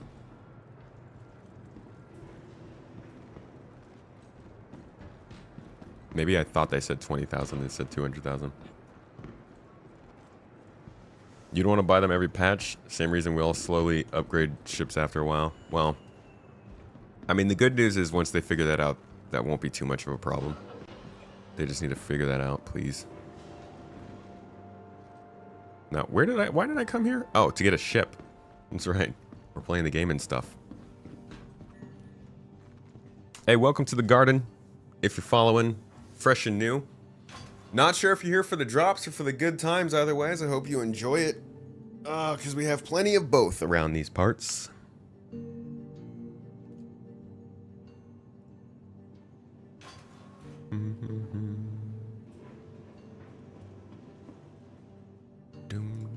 Welcome to the ASOP Vehicle Retrieval System.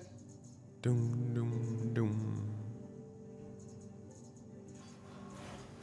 Doom, doom, doom. Vehicle selected. Your vehicle has been delivered to the following location. Wish you could just hire AI to bring on multi-crew ships. Dude, you and like so much of the community. It's one of the most contentious things about the game is that they're not planning on having that done by 1.0. And I'm not really sure if we could even make enough noise to convince them otherwise. I think that's one of those almost non-negotiables.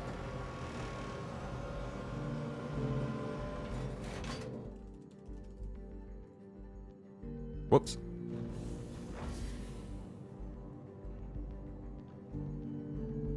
One second, folks. Just need to check and see what this is. Toes. Yeah. Defending against. Sorry. Just got to get these named and ready to be edited real quick.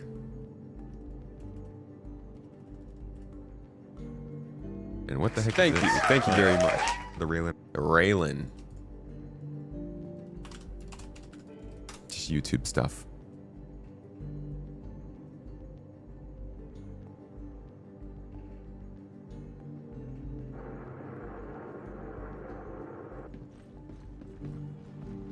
Swear they said AI blades for 1.0 and NPC crew will be after. They did. They did say that. You are right. Well done.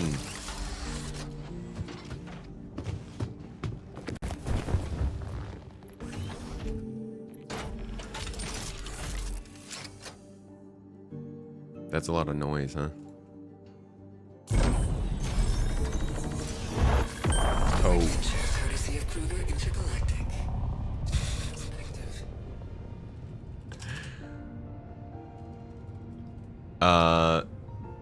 I'll have you know, dude, my soapbox actually hovers in the air. It was made by the Jean.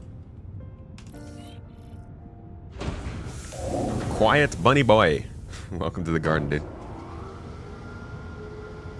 You can hardly get one other person to party up, let alone the 6+ for your Perseus. I do genuinely think it's going to be a lot easier to get people into ships together when we have social tools. I'm not trying to say that it's going to be a piece of cake and everyone's going to have tons of friends all of a sudden, but I do think like we should see how the social tools change it before we make a call on how viable multi-crew gameplay is.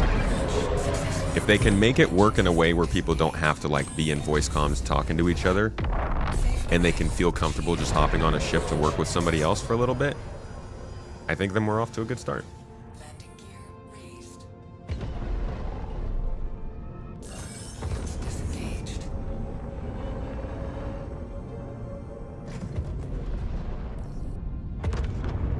Thank you. Thank you very much. Out here. At least inside it's doing well. Yo, did Cuban just drop more subs, man? Hold up. First of all, Hitman. Hitman just came in with his own sub. Thank you. I really appreciate that. But Cuban, Just dropped 20 more subs. He literally doubled the Toes Gang on his own. Single-handedly. Single freaking handedly over here. Toes. Thank you, brother. I appreciate it. Hitman, you as well. And Condemned to Hollow. Thank you for gifting out a community sub, dude. Much love. Getting that hype train rolling. Rolling. Sorry, that's the name of my friend. I need to check. I just realized. It's nice you can do this around Levski. You can't do this when you're in any other landing zone. But I need to check my inventory real quick. Yeah, I have nothing. Okay, this is not good. We're gonna have to go back downstairs. I left too early. I did not check any of my supplies. Do I think social tools are part of their plan before releasing fleet ops missions?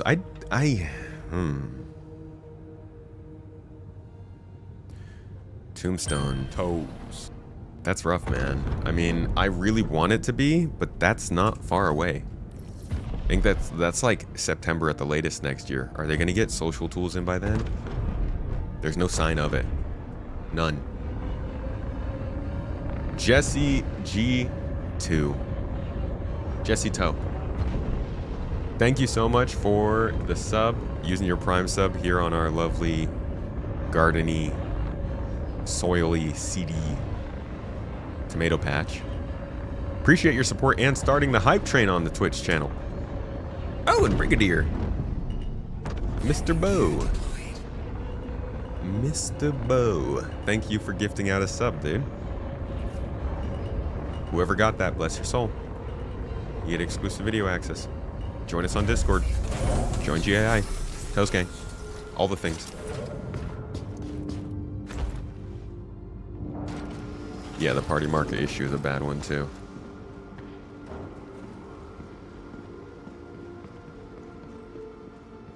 Social tools and engineering, yeah. Also, why do I want you to suffer? Cause, man, ain't no growth without a little suffering, huh? You gotta hustle to win. Why did social tools, why do them when they're making the game for solos now? Everything gets PDC. Oh, God. How else am I supposed to communicate with my PDC operator?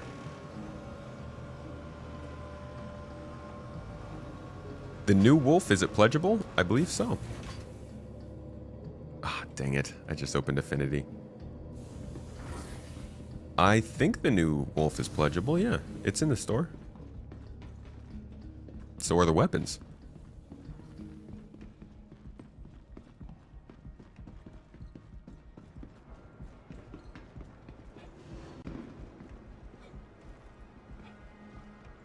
What's worse is trying to locate a player that needs help when all... Whoa. Hey, Vidoom. Whoa, there's Affinity. Vidoom, thanks for subbing, man. Paying forward the gift they got from Cub. Oh, you got a gifted sub from Cubans. And so you went and gifted a sub to someone else, man. Yo, hats off to Vindoom. Thank you. You know what that gets? Hit it.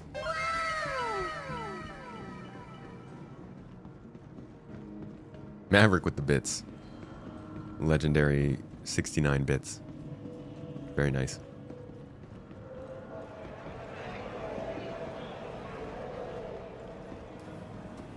You wouldn't be surprised if the social apps make updates. The social apps update will come when Strike Team's patch will make it into the game. Watch that happen, and then like the update is completely the actual social tools just aren't working. So we got like, yeah, we got the new update and all the stuff we can do with it, but also stuff's not working. Thank you very much. It'd be fitting. It makes sense. Like that last PTU update before going on Christmas break, you know? Cuban gifted out another sub to El Blizzy. Thank you. Thanks, Q. Dude, that's another one added on here. One sub is still one sub, man. Friend of yours?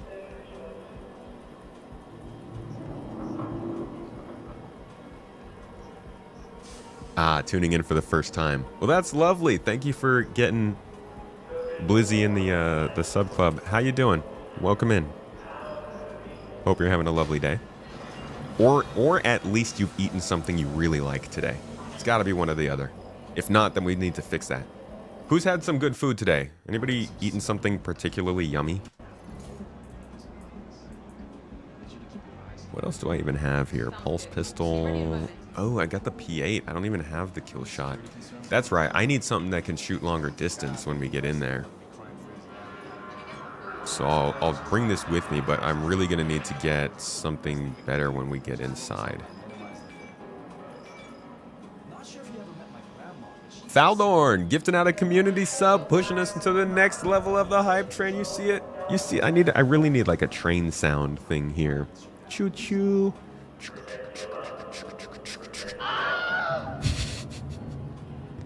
Thank you for the support, Faldorn. Hope you're having a good day. Gifting that out to Rowena Dooley is in chat. Holy crap. We're blessed. We're absolutely blessed. Makes sense we haven't heard anything about social until it gets in the hands of visual people. It's all back-end coding that takes a while. Yeah, that's what I'm interested in. Show me that beautiful, delicious UI work.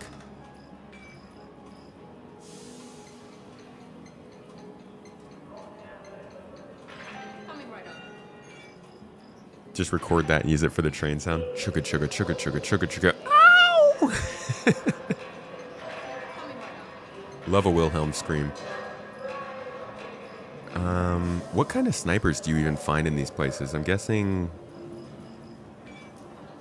Possibly? No, probably not AO3. That's a little too nice to find in Nyx. Arrowhead? No. Maybe. Just in case.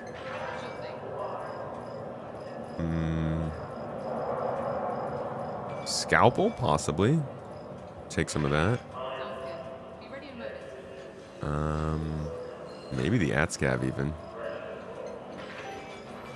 Let me get some triple down ammo because I do like this thing.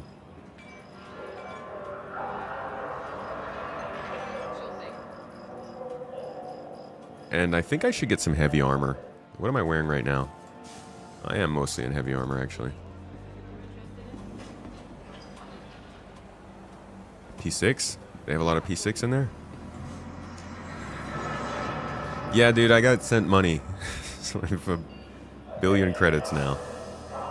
I need to put it into the org bank, to be honest. Though I do appreciate you sending it. Thank you. It's thoughtful. Interested in the Splitgate 2 relaunch next month? They're relaunching, huh? That was fast. I thought it would be next year. Pulverizer with 4x scope. Okay, I'll get the 4x scope. Vassen is very adamant on that one. I'll get it for you, bro.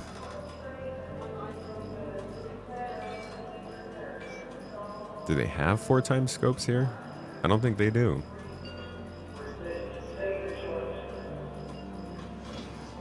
Two times. Nah, I don't have 4x.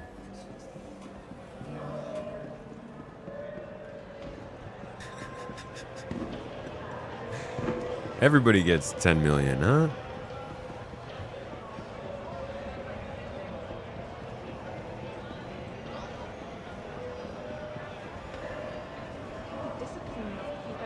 Does that Wilhelm guy get royalty every time he yells out? Did you? I watched a video about the story of the Wilhelm scream. It's actually pretty funny. It's just like some random actor in some random movie. But then Star Wars made it really famous.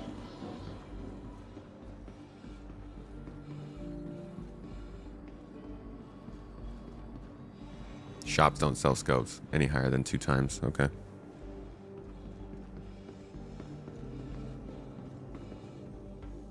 I think I went the wrong direction here. I am officially lost.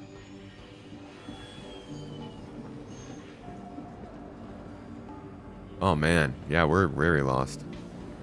There we go.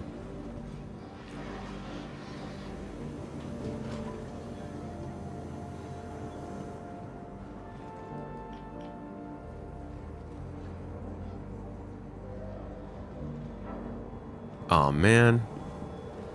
Oh, no, we're good. Okay. No, we're not good, dude. I'm so freaking gone. Oh, boy.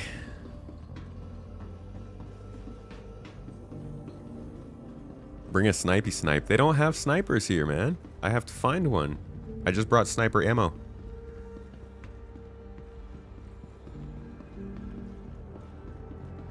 You want tacos for lunch, but going anywhere is a logistics nightmare because of the holidays. Dude, it has gotten much more crowded in places because of the holidays.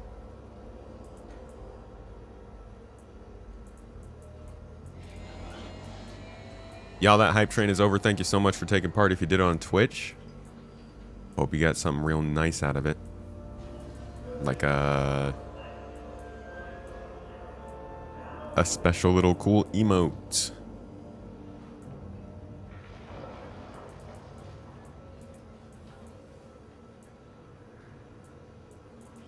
Alright, we got all that stuff. I can go up and get a medical pen.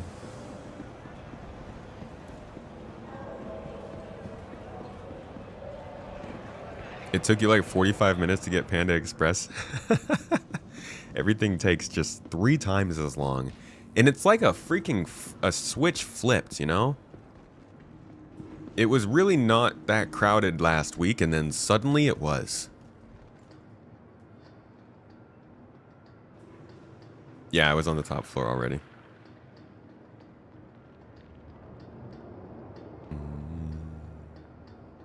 Boom, boom. Boom, boom, boom, boom. Boom. Hey, El Blizzy, by the way, if you got gifted that sub by Cubant, I highly suggest joining us on Discord. You will get access to our exclusive videos on YouTube if you're interested. You'll also get access to our live podcast, which we record early for supporters. And you get our special chat room where we talk a bunch of shit about the rest of the community. JK, not the whole community, just people who make weird comments. We actually talk a lot in supporters chat about the weird comments that we get on YouTube videos, because they get weird sometimes.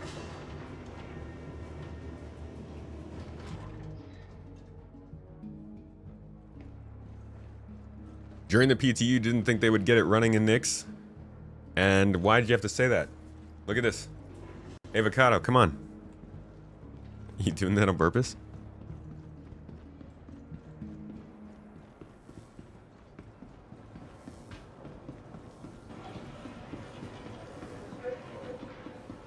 I wonder at what point we're gonna... I mean... I guess we're kind of already there. Like, we just know that it'll be better within a few weeks. Just... takes a cool minute. That's how it goes, I guess.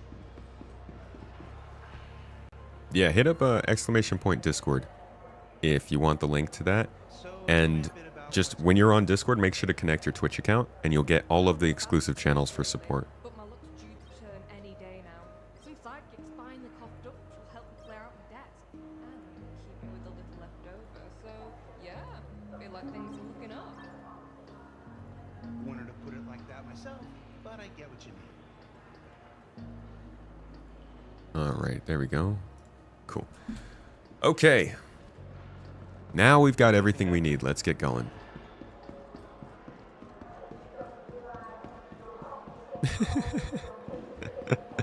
Vast, and I remember that comment. Somebody commented on a YouTube video, and I don't even remember what they said fully, but they ended the comment with something like, "You can do better. We know you can." And so now everybody in the supporters chat will use that every once in a while.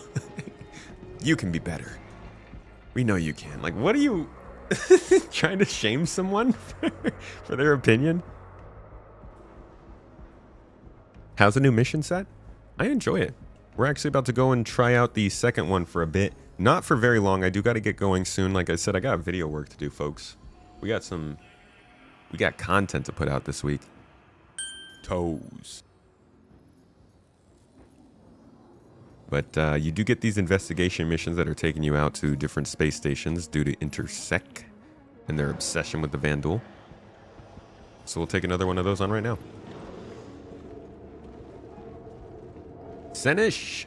Hey, thank you for the Prime sub as well. Yo, that exclusive access on Discord is not exclusive to... Hello. The Shadow Blade have been continuing their operations, so the Navy wants to keep their data as current as possible. Their Head data? back to the storage site, decrypt the data, and upload it again. Okay. Just be ready to encounter hostiles, human Sure. and otherwise. Dismissed. Plenty of freaking hostiles on this mission. Yeah, it's not exclusive to just like tier 1 subs or anything like that. If you sub with Prime, folks, that is a free sub. Every Amazon Prime member gets one. You can put it towards any streamer that you do enjoy. It's great support. It gives you the perks. And like I said, one of those perks is the exclusive videos, the exclusive chat room, our live podcast. All of that's available to you even if you Prime sub. Just connect to the Discord with your Twitch account and turn on alerts for the supporter alerts channel. And anything that happens in our Discord server that is a perk for you guys, you'll get alerted to it. Toes. He's Space Canadian. Dater. You gotta get your dater. Magic Monkey, thank you for the Prime sub, buddy. Appreciate you. And Throbbin. Why is your name Throbbin, man? Welcome to the Zaya Plus, you got your drop, dude? How's it look? Did you, like, look in game at it immediately?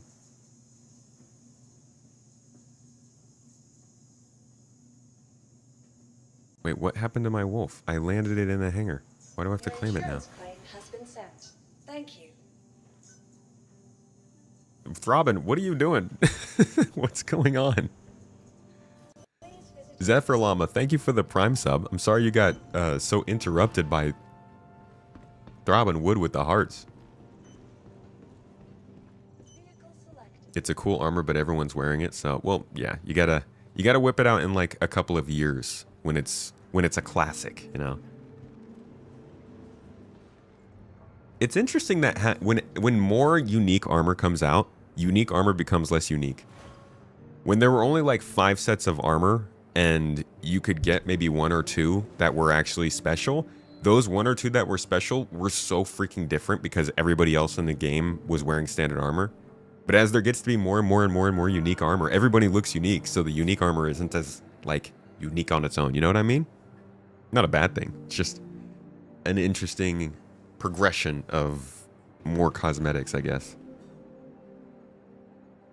Are there easier missions to run for InfoSec? The one you got was 400 eyes. You've been looking at these? Generally, if you do the neutralizer, yeah, that's 112,000. I would say the cheaper ones are probably easier, but there is actually not... Keeping busy? There aren't many here. I don't know if that's because I've ranked up or not, but you're right. They are a little bit more challenging. Nyx is... This is an interesting part of the game. Nyx is also, I think, mid-game, if not later game system. Right? Stanton is mid-game, early to mid-game. Nyx is mid to late game. Pyro is late game, but the story is taking you from Pyro to Stanton to Nyx. So the progression is a little weird, and the idea of what content you should have access to at what stage of your own comfort in the game is also a bit strange. I'm wondering how they'll remedy that.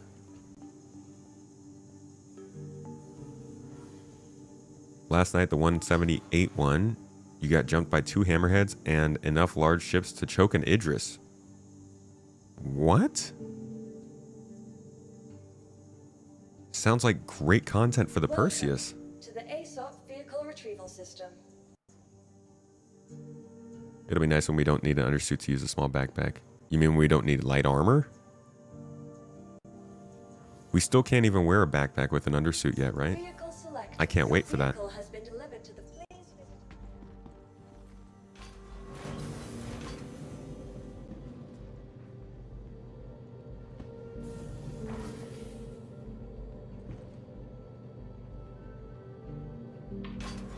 How about patches? Patches on our arms and legs and stuff. Remember that modular, the modular sort of like bag patch system? That's gonna be cool.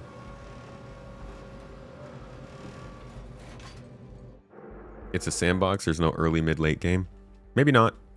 But I do think that there's supposed to be a systems that are safer for new players and systems that are more dangerous for more veteran players. Like Pyro and Terra, I don't think will be the same difficulty for players. You can always choose whether it's mid or late game for you, but I think that they'll have suggestions for players.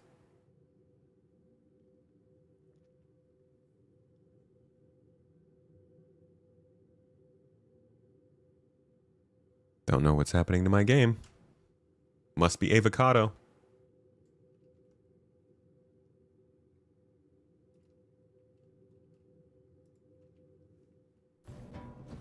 That was weird. You can wear a backpack with certain undersuits, okay. Is that the undersuits that act as kind of armor, like the flight suit?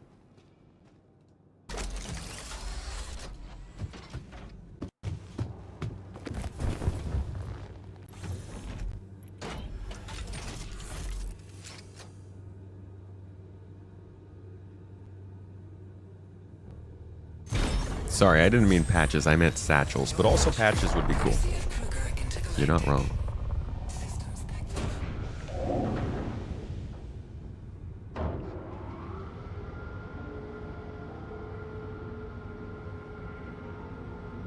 Yeah, Nyx is definitely beneficial. I think Vassen had a really good idea for a GII session where we just kind of allow people to be in the Nyx system running whatever events we have, but we hire some Starfarers to provide fuel for anybody who's doing it. I think that's a freaking fantastic idea. I'm happy to pay out of my own pocket, Vassen, if you want to make that happen.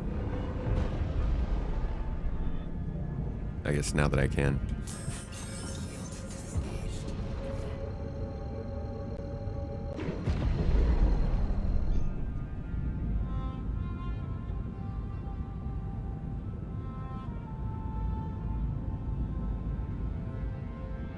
You can still get the invisible suit, but I think they changed it so you can put it on anymore. How do you find an invisible suit?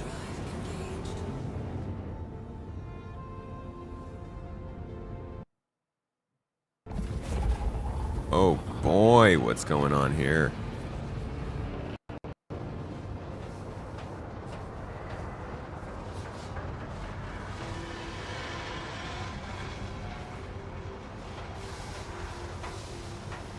Yeah, we need more use for Starfarers for sure. If you're interested in that, keep an eye out on the events channel on Discord, and you're in GII. If you got a Starfarer and you want to do some fueling for people, we will literally put you in a place where you can do some fueling for people. And we'll pay you for it. Any suggestions how to make in-game money for a beginner? What are you comfortable with, to Paris? There are several interesting ways to make money as a newcomer.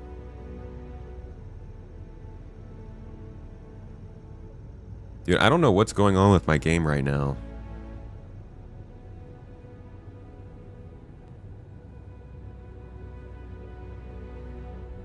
My computer is just slowing down again.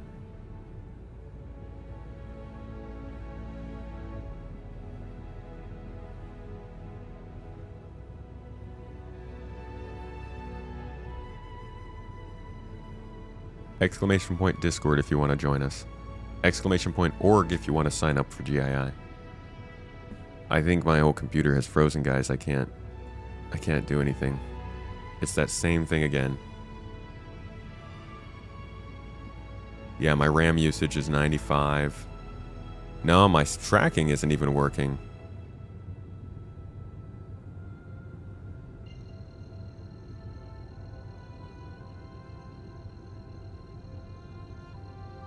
You don't like PvE shooting and hauling or something? Oh, you think you like PvE shooting and hauling or something? If you want to make money fast then, honestly, you could do some mercenary missions. They're pretty straightforward. You could also try soloing the Onyx facilities, but the NPCs are pretty tough right now, so I don't know how that'll work. What do you guys suggest for somebody looking to do some PvE? Hauling is also like, you could just get started with the hauling missions wherever you are. Those will slowly lead you into making some more money.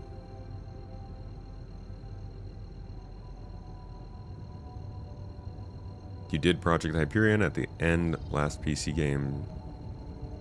Said you're not authorized. Okay, you did the Onyx stuff.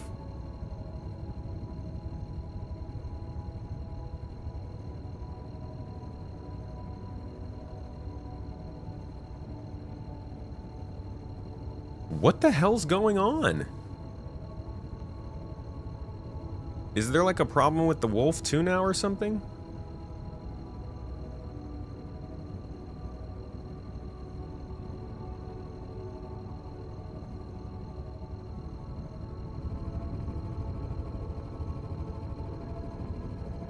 It's like I can't render. The game is clearly running in the background. I can hear the sounds, but I'm like, my computer can't. What? My GPU is at 0% load. Can anybody...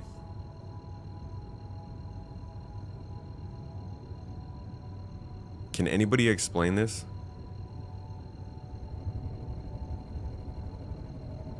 Like, I'm filling up on RAM, but my GPU keeps saying 0%, like it's not even trying to render.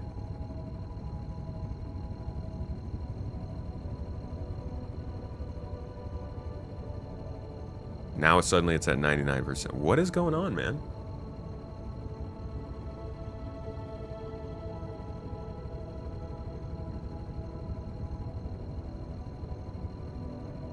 I have Chrome open, but I always have Chrome open.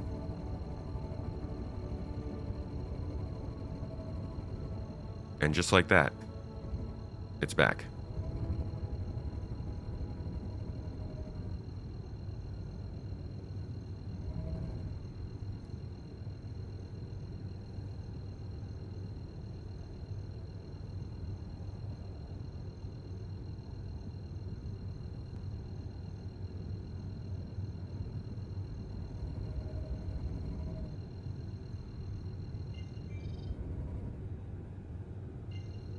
Hold on, guys, be right back. Mrs. Tomato is going to leave, so I need to go say my goodbyes. Not like leave forever, just going to the store, but I still want to say bye.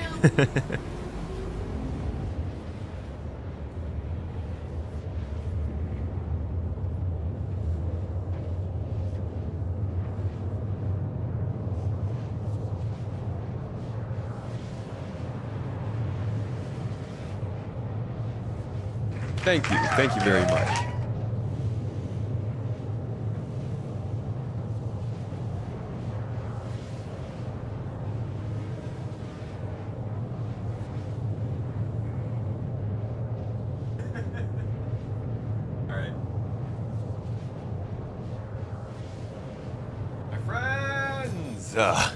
Hello! We're back. 420, nice, dude. Blaze up. Yeah, I have no idea what was going on there. That was so, like... What does that even mean? Cubant, are you with me, dude? This dude just literally dropped... Man...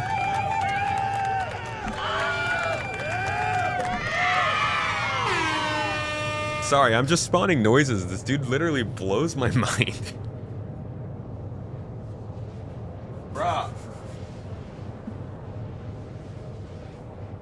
Toes Gang is strong in Cuban today. He's the dude in the football game that's putting the team on his back. Holy f, man. Hey, if you are getting, again, I'll keep saying it, if you're getting those gifted subs, please take advantage of them. This man is doing the community a blessing here. If you're new, if you've never been here before, maybe if you've been here a couple times, you've never seen the subs, we try to give our subscribers and supporters a lot of perks for it. We really appreciate it. It keeps us going. It makes this possible. Exclusive videos, podcast access, the chat room on the Discord if you want it. Some people buy ships. They're also, yes. Alright, I'm not gonna run into an asteroid this time. Yeah? We're gonna make this work. Thank you very much. Right. Zerma matching the effort, though. Out here with the... Bro! We got Toes Gangs flying!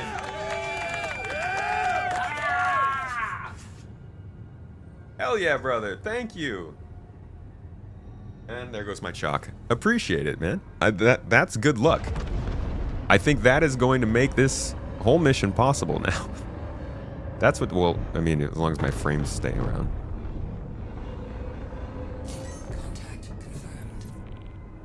Alright, so the goal here is not to fight these guys. Toes. See if we can do it. No.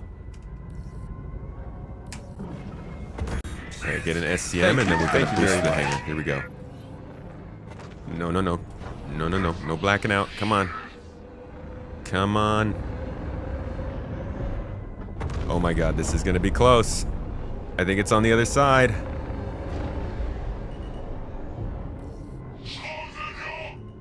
Shh, shh, shh, shh, shh. Come on.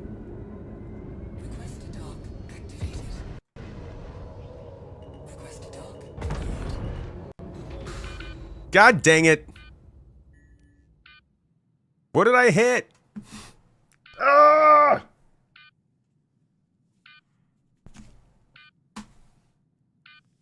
These frames, man.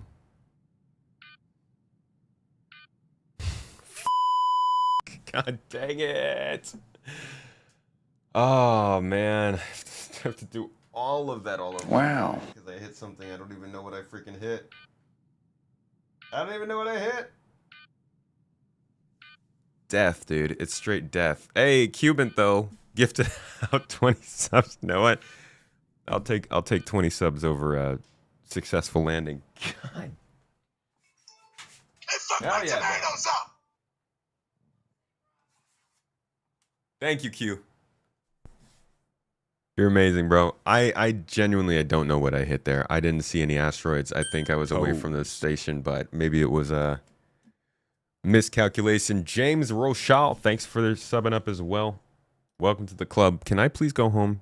Can I respawn now? Be a sad tomato. I will be a sad tomato, man. You see that? I was getting in there. The freaking Vandal were on our ass. And then the game was just like, nah. How about you just blow up? It's like the most times I've died in 1 week in Star Citizen in years. 7 deaths this patch, guys.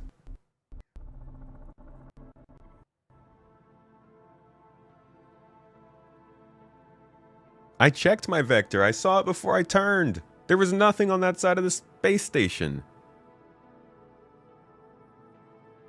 It's annoying.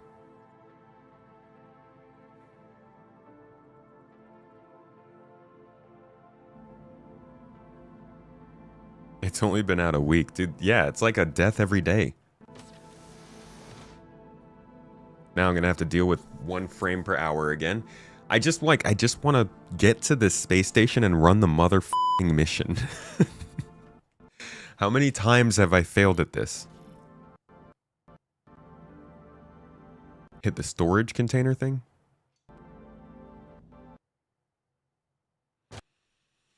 I don't run 64 gigs of RAM. I have 32 right now.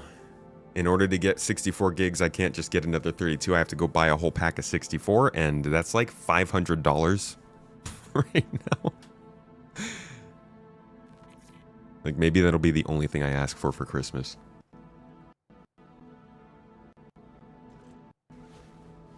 Katana Buck. Hello. Welcome in. You gotten your drop yet?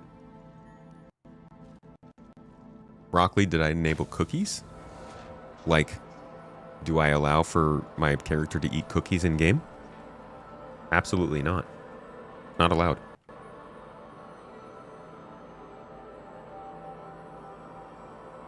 I could get 4 times 16, but I still have to buy the full 64 gigs, you know?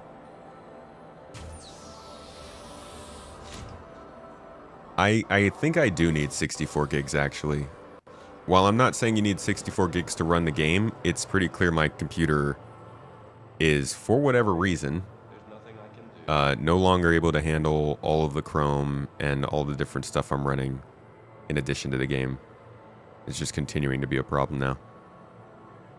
Oh, why is my clock speed at 2400? I gotta change that. It's okay. Okay, our RAM is clocked a little slower. I'm gonna see if I can switch that up, and that helps. Dude, I'm back in R-Corp.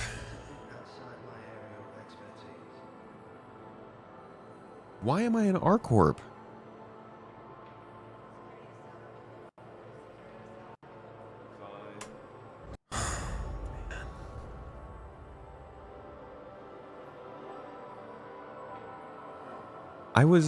I don't even get that. Why am I spawning in at Nix, at Levski, if it's...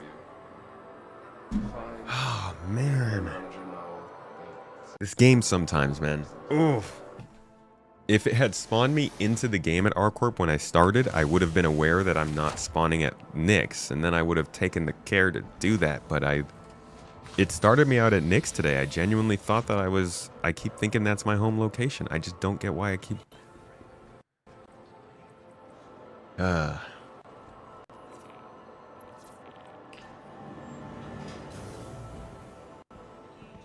I think there's a memory leak. You have 32 gigs and no issues, at least not to this extent. Like I said, I'm running other things outside of the game right now. I have about 5 different Chrome tabs open, as well as my stream monitor. So I tend to use more RAM than average players. I also think there's a memory leak in Star Citizen right now.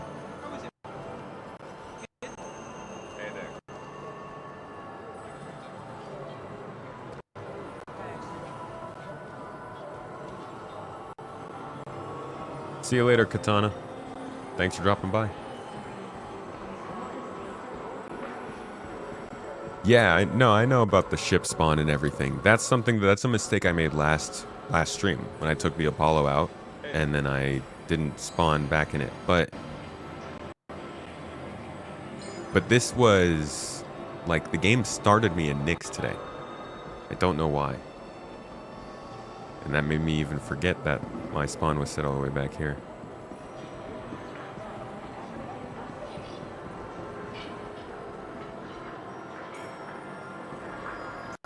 You've not seen or heard of a RAM leak? Yeah, maybe it doesn't, maybe it does, I don't know. I think it could be though. It seems like it's using more RAM this patch over time than usual.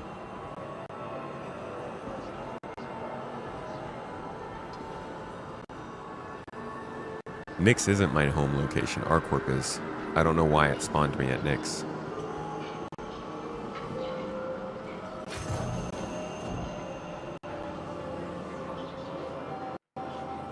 I was supposed to be done with the stream by now. I hate it when this kind of stuff happens, man.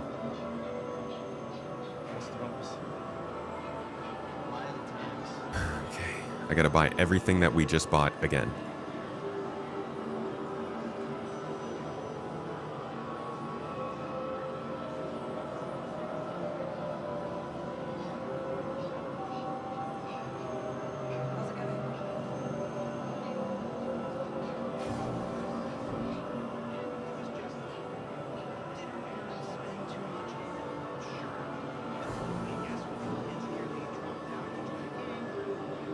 Looks like they don't have as much ammo here for this kind of stuff.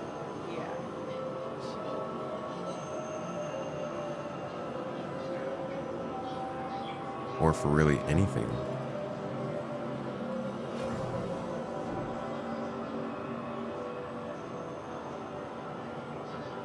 Dead rig, kill shot, boom tube, here we go, triple down.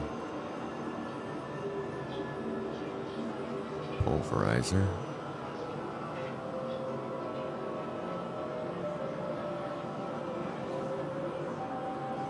Get a P8.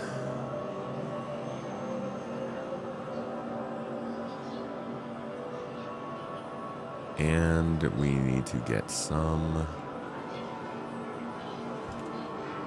med pens.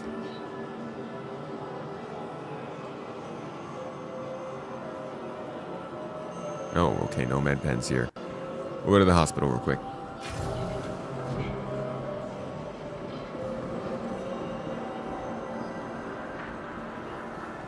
I didn't set my spawn at Nix. That's why it's confusing why I didn't spawn there.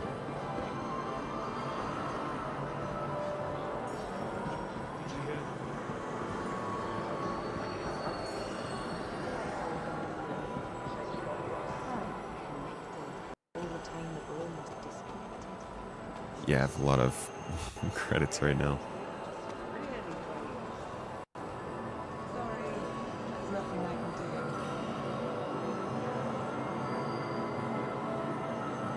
Any benefit to running 4 channels of RAM instead of 2?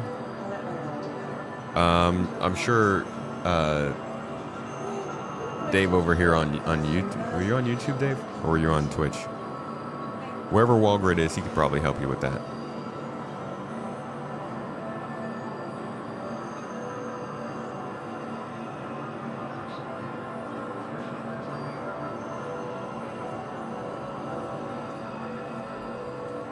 No, I'm talking to literal Dave. Dave G on YouTube.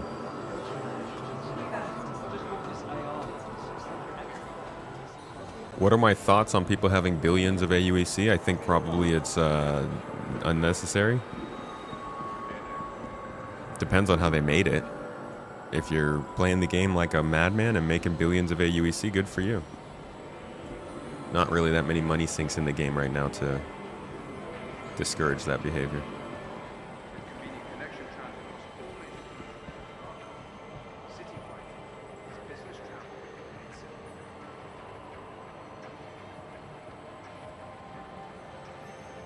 It's best to run only one stick of RAM? Really? For DDR5, 2 sticks is faster than 4? Okay. They should sell teleportation on the pledge store. Or just like, don't make my spaceship explode because I tapped something.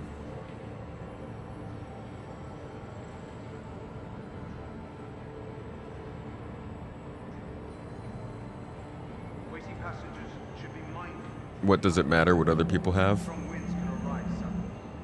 Dog, what does it matter whether someone has grass outside their house or not? Sometimes it's just fun to know. Dude, this eraser's so dirty.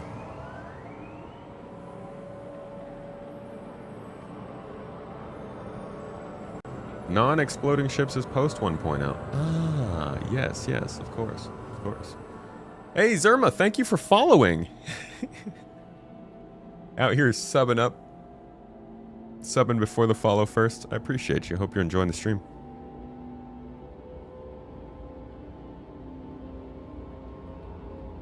Need to add more earning opportunities at landing zones to earn AUEC. Yeah.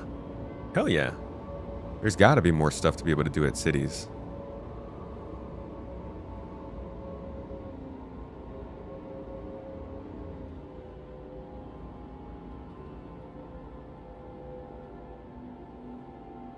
Oh, you're talking about other people's AUEC. Yeah, I think they're probably asking because maybe some people are getting the AUEC through exploits. I don't know. I don't really care all that much if people are making that much AUEC, as long as like CIG is clocking that and they're like, okay, we got to make sure that we're balancing it out. If we're all eventually becoming billionaires, then I think something's wrong with the game's economy.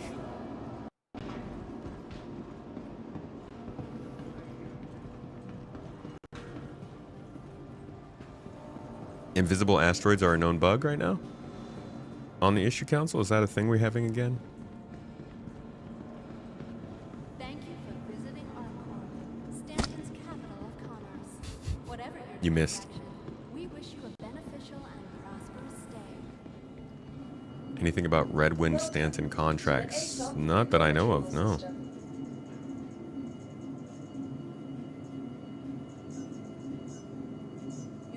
The turrets are shooting at you? I don't know why they would do that. That's quite rude. Hello, and welcome to Riker Memorial Spaceport, servicing the greater Area 18 metropolitan area. We hope you have safe... Frostbite, you've applied for GII. Welcome! It should go pretty smoothly. I'll see you in the org. We got some good events coming up this week.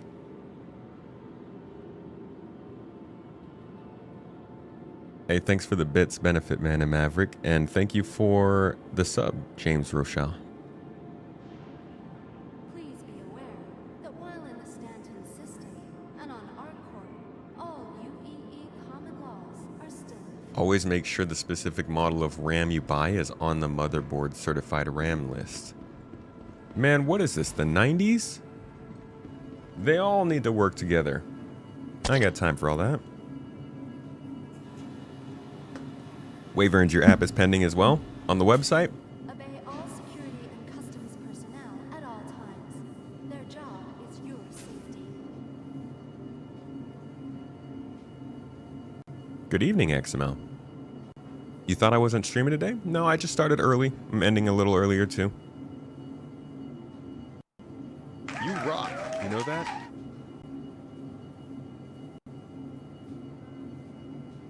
Thank you for visiting Arcorp, Stanton's capital of commerce. Whatever your transaction. Oh, Kildar. Hey, thanks for the super chat on YouTube, friend. I appreciate you. Hope you're having a good day. It's awesome to see so many new tomats. I agree, Tontus.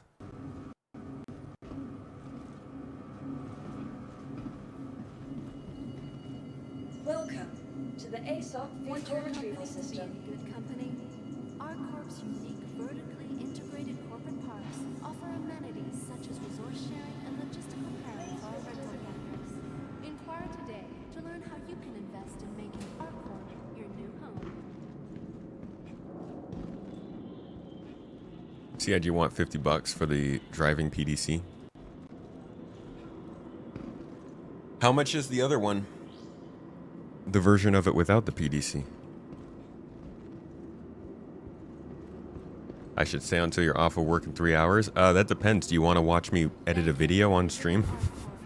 Because that's what I gotta do. Whatever your transaction, we wish you a beneficial and prosperous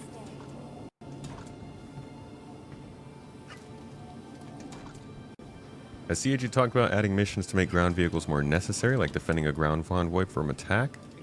They've talked about it in the sense that they want to do it. They haven't said anything super concrete about it, though.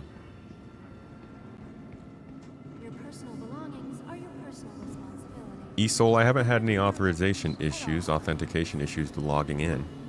No.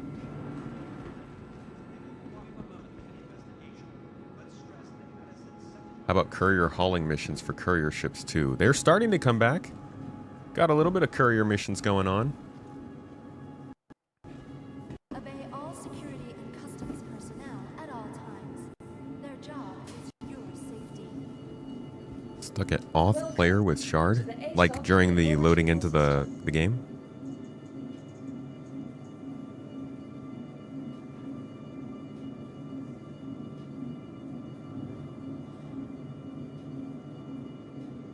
From transforming Oh, worlds thank to you. exploring the stars, Arcorp is proud Hey. to bring the universe closer Tea together. and breakfast? Arcorp, Thanks, love you. investing in tomorrow's future. Yeah, the new vehicles from Grey Cat. Grey Cat Industrial doing combat. You know. Makes sense.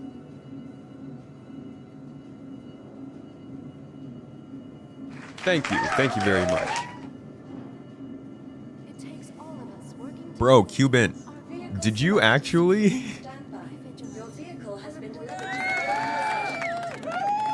the Bro's an actual f***ing mad lad. He just gifted more subs, man. Oh my god. You know what I feel like we should have? Give Cubans a Santa hat? I gave him a VIP badge, but yes, that too. But also, Brother. Your personal belongings are your personal responsibility. we should have, like the way we have the gun range, I should have confetti, poppable confetti. Oh. When big subs like this are given, I should pop Poppable on your confetti. face. With Cuban, there would be It's a great so idea. I'm much gonna go get confetti. confetti. We'd have to clean so much confetti up. We have a vacuum cleaner. Oh my god. The floor's gonna be covered in confetti. Because of the... I use it because I'm so popular. Obey all It's because Cuban! You should get confetti with shape with written. Mm-hmm. That would be fun. Bye, have a good time. Wait.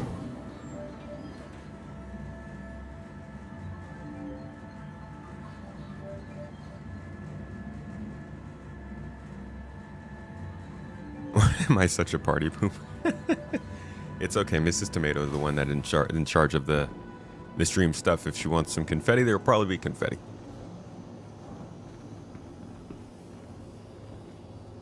Every 100 subs? No, it'll probably be like every 5. She'll get to come in and shoot me with confetti instead of darts. And I saw the look in her eyes when she said that.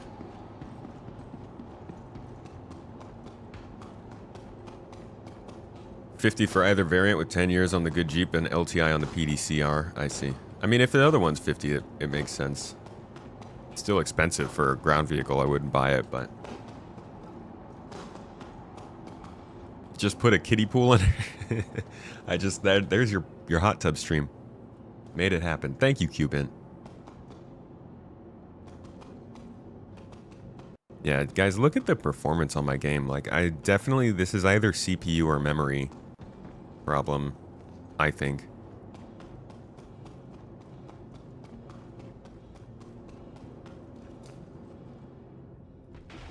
They still put these buttons so high up here. Could somebody actually reach that?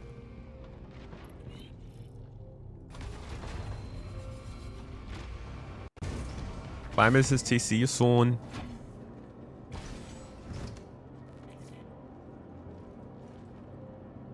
Are there no fine terminals in Levski? To be honest, that would be on brand.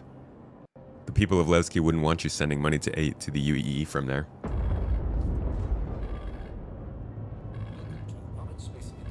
But it's probably more an oversight.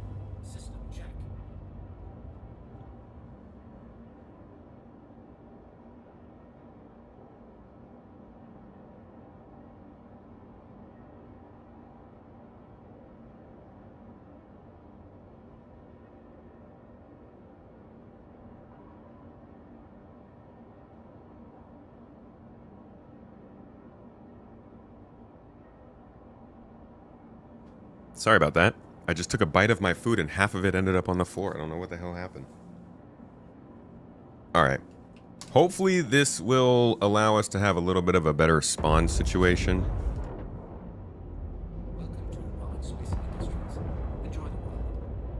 And let's see if we can actually get to... If I don't get inside the space station this time, guys, I'm done. I'm so out of patience for this at this point.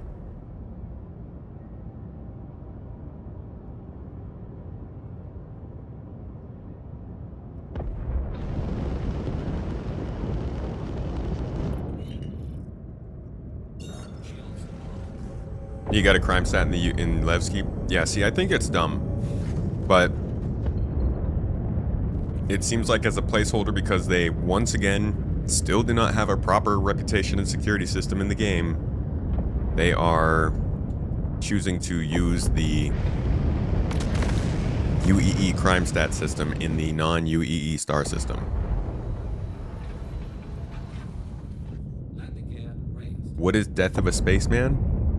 It's the idea behind adding consequences to death that slowly results in your character's body breaking down, and you getting a tax on losing said body. It'll lead to people sometimes respawning with cybernetics, and it will ultimately lead to you getting like a huge taxation when you die a ton of times. It's basically just a consequence to get people to not want to die as much.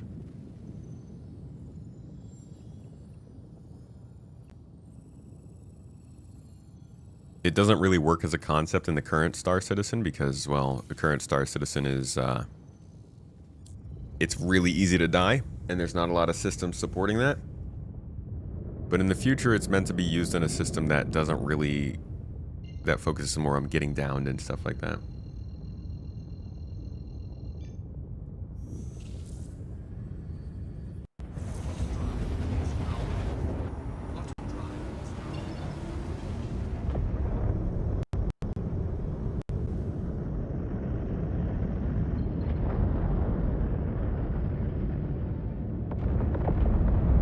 Interesting route they have me running. Favalot. Thanks for subbing on Twitch, brother. I appreciate you. Hope you're having a wonderful day and a good week.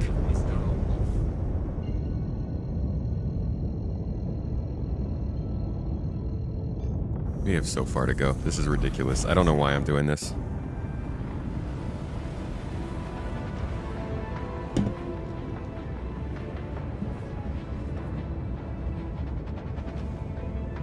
What are the drops for? It's for a unique cosmetic on the Geist armor. So you get a free copy of Geist armor with a special skin on it for the drop. Crime stat is supposed to be per group, I believe. But again, they haven't explained it. We can speculate all we want. But I don't know how the reputation and the crime stat system are going to work across gangs and governments and planet bodies and all that stuff.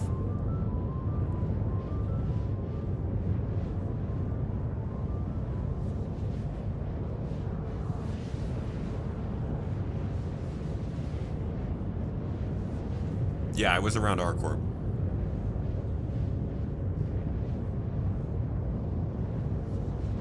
Oh yeah, Kemi's right. By the way, good to see you, Kemi. Welcome to the chat. Can we get a shout out for my man Kemi on Twitch? He said the character reputation will suffer. Not having favorable trade partners that were NPCs and or contacts. Eventually you will have to recreate your character due to a natural death in game. Yeah. You pass on your assets and all of your money. You've had this game for like 6 years, but it was in disarray back then. How much has it improved, would you say? A lot. It's proved pretty well, quite a bit. Not, I think it hasn't improved as much as people 6 years ago would have hoped by now. So, it's not like you're going to be blown away by an amazing, completely finished game. But 6 years ago was 2019. We would have been in about Alpha 3.8, 3.9. We didn't have an inventory. We didn't have medical systems. We didn't have salvaging gameplay. We didn't have cargo gameplay. We were missing a lot of weapons. There was no way to earn ships really in-game. We didn't have any story-based content. Server meshing wasn't a thing. Persistent entity streaming wasn't a thing. You actually didn't even have persistence between patches back then. 6 years ago, you lost everything when a new patch came out. Now you're maintaining all of your stuff. Well, most of your stuff.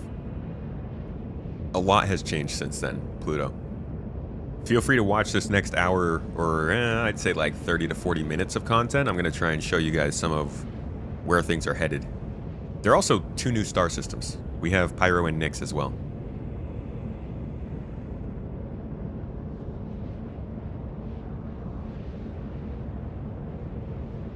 Yeah, server meshing is working. We're currently in meshed servers right now. In fact, check this out. If I pull up the stats,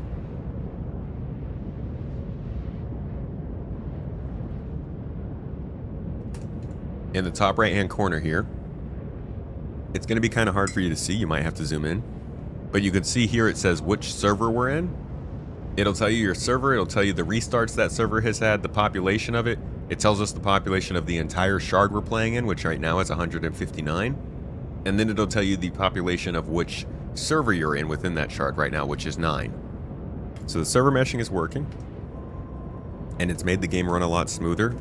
Still hiccups that they've had to figure out, but we're happening. It's happening.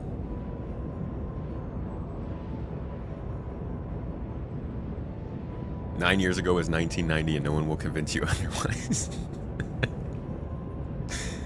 Little time jump there, huh? Toes.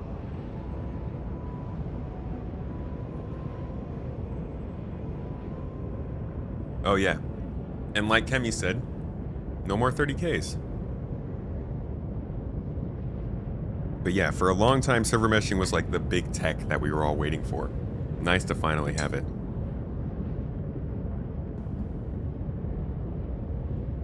Man, I really hope I don't regret this later today.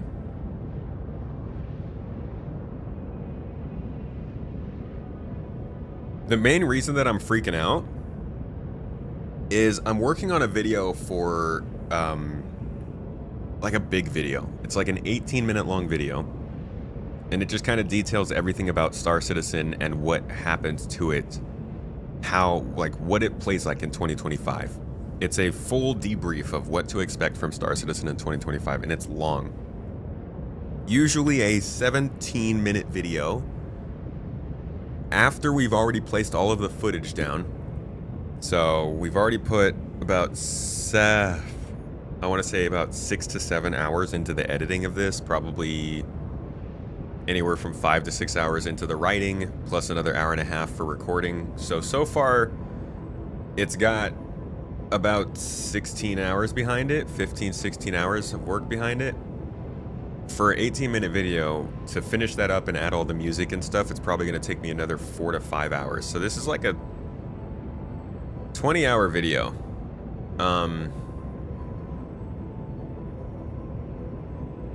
Which happens. I try not to do this, to be honest, because it costs a lot of money. Like, out of pocket, this video will cost me around $240 to make, and then another 15 of my hours.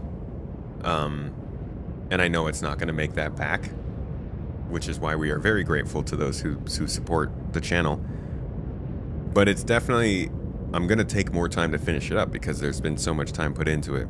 So we have a flight in about 12 hours, and I'm just kind of judging I need to do that. I also need to write and record another script before then. And I do not know if that's enough time. It's an 8-hour drill. Yeah, Star Citizen's got drops now. This is the first time they've ever done it, but it seems to be working out for them. I'm flying to Nix right now, just far away. 4.5 is not an Evocati.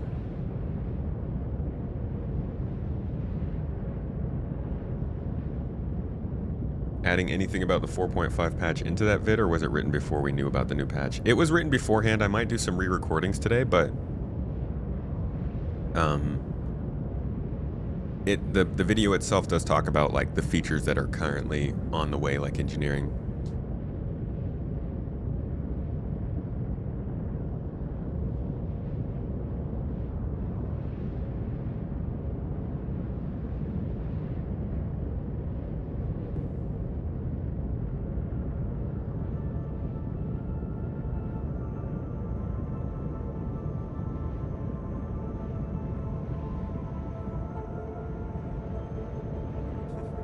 Yeah, and then there's Evocati maybe coming out today, which is a distraction.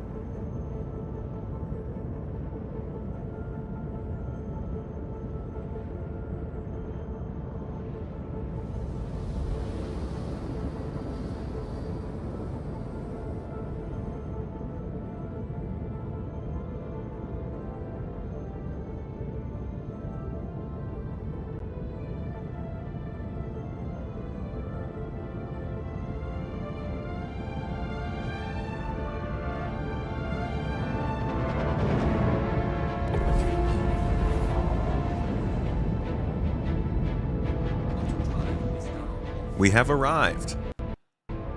And it's freaking crashed our computer, man. This is insane. I need to speed up my RAM.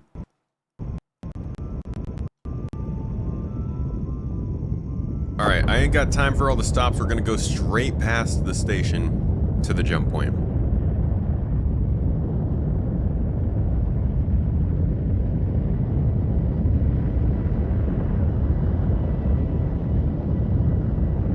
What do you think about them not focusing on old, outdated ships and concepts? Do you think they should work on them more to bring them to standard? To be honest, I don't think they're not focusing on them. This year we got the Apollo, we got the Perseus, we got the Idris. May have gotten a couple others I'm not thinking about, but I think they've been doing a pretty solid job of starting to hit some of the older ships. They've also started updating. Now, I don't think it's perfect. There needs to be a lot more reworks going on, but I don't think that they've like lost focus on older ships. I think they're actually doing better on it now than they were a couple years ago. But it could be better.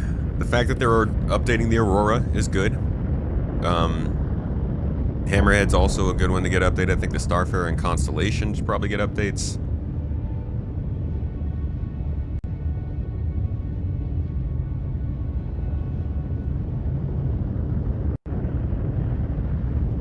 Did they ever say game packages will matter in some way? What do you mean? They matter in the sense that it's your access to the game.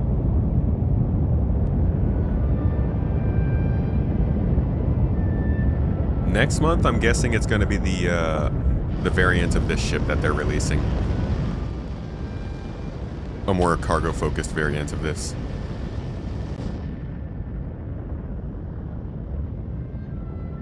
Oh yeah, I would love a Star Runner update. Don't get me started there.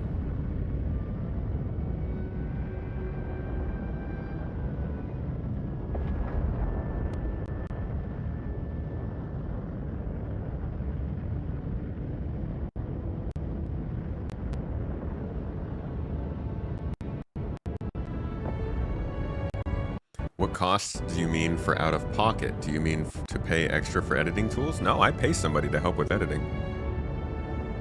Y'all know 10#42 on YouTube? He assists me with my editing. So does LeafX. We also have somebody that we pay for graphics. Toes. Yeah, I like a good solid like maybe a quarter to a third of the money we make from this goes to other people every month. But also, yeah, we gotta pay out of pocket for services and stuff. That's the non-expensive part. Frosty and X-Ray Girl, thanks for the sub, y'all. Also, Pontifex, you too. Appreciate you. Let's do the jump. Oh, jump point disappeared for a second there.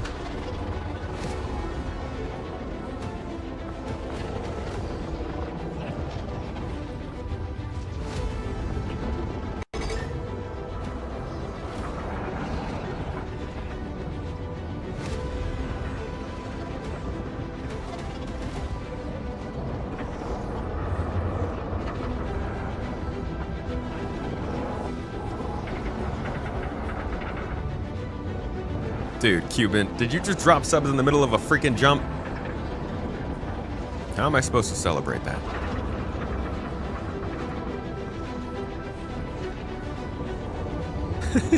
As he said, someone check on Cuban. He's blessing the garden, man. Seriously though. Cuban. Thank you, brother. Oh, it's definitely easier to jump from first person. You can see your vectors much more easily. Third person just looks beautiful though. Especially when the eye tracker's on. Mine is not working right now for some reason.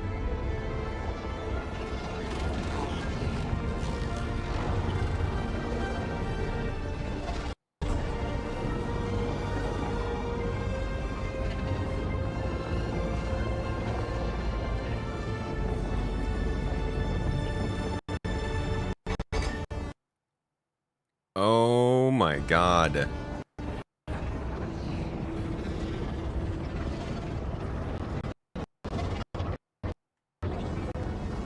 Man, my computer is so f***ed, dude. It's so bad.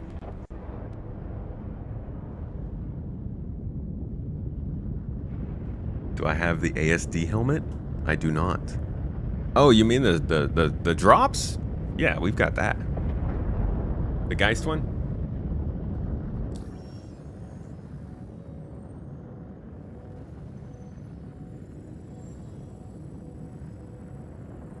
Funny, looks like a ship was stalled in the middle of the wormhole. Holy crap, now we have to fly so far to get to the mission.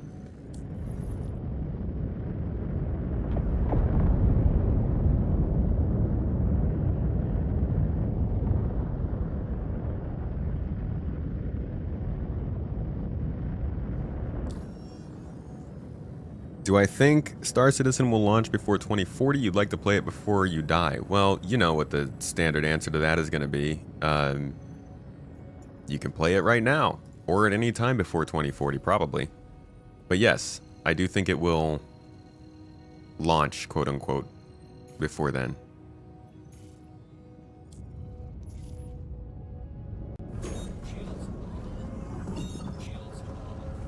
I definitely do need more RAM.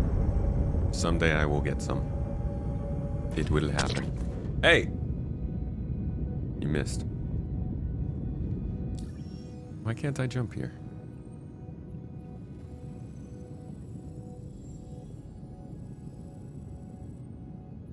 God dang it.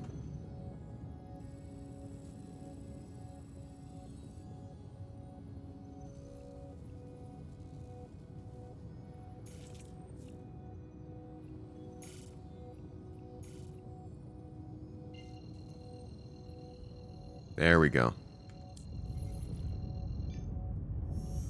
All right. Cubans getting an update on the Toes gang as he continues to drive us towards Valhalla, but like the good Valhalla, not the dead one.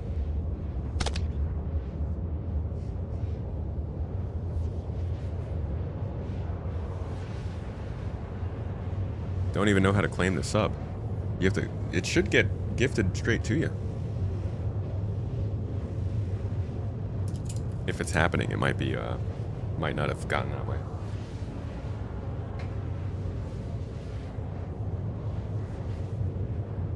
But also, Cuban, I do appreciate the energy. Thank you. It does. A lot goes on behind the scenes to get all the videos out. That's why earlier, when I was recording stuff on the stream, and I was, what was I doing? Oh, I was watching those videos. I was renaming them and sending them to our editor so he could help edit.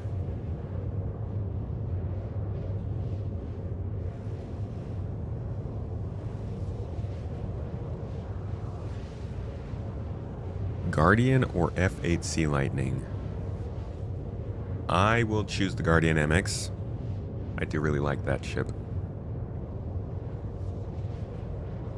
Schlick just got a sub from Cubant. The sub maestro. Thank you. And Schlick, if you need any help activating that or taking advantage of the sub, let us know. I want an NVIDIA graphics card right now. 3080 Ti.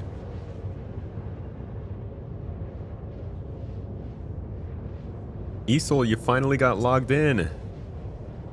I hope they let you in the game now.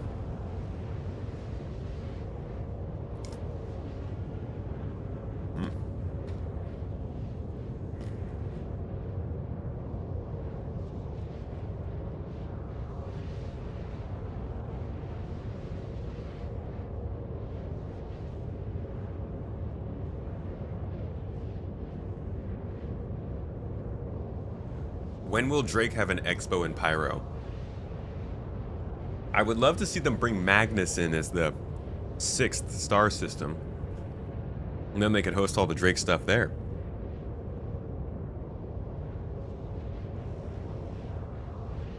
What am I running currently?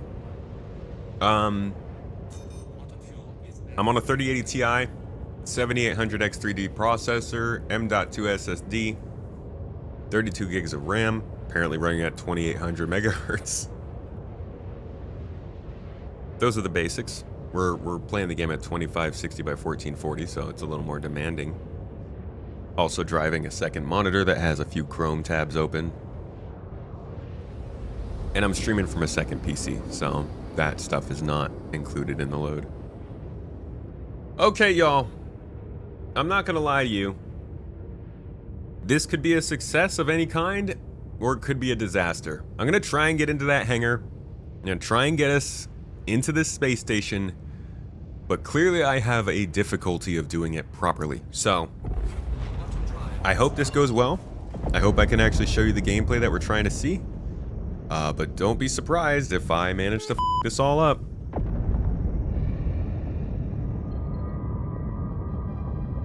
Frosty, you got the same specs? Nice. It runs the game pretty well, huh? Your 64 gigs probably helps, though. No more cinematic showings, no more third-person camera. I'm just gonna watch where I'm going. Not getting distracted by chat. Maybe a little bit. Not gonna come in too fast this time. Oh man, I came in from the wrong side of the space station, though. That's not good. Alright, we're gonna switch over to shields now. They're already freaking scrambling, dude. This is bad. I flew right through them. Oh, man. Come on. Come on, come on, come on, come on, come on. Thank you. Thank you very much. Come on.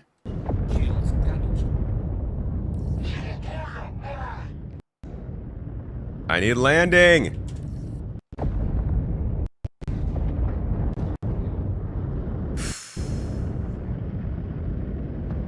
Hangar's not getting called.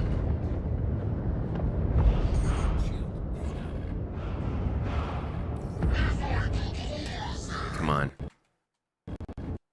Come on, dude. Ay.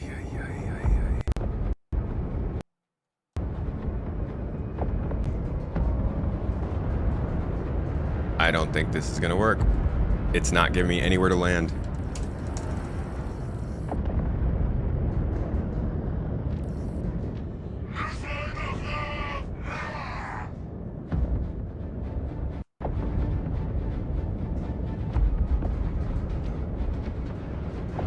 I've got nothing, guys.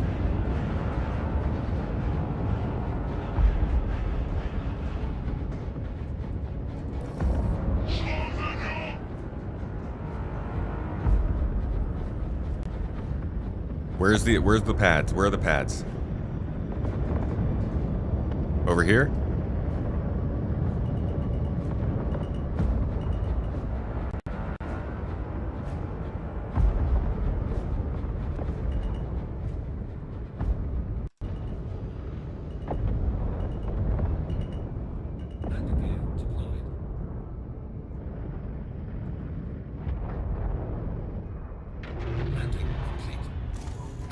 Alright, I don't even know if they're still gonna shoot me. I don't hear them still shooting us. For that case, for that point, I'm gonna set my spawn here anyways.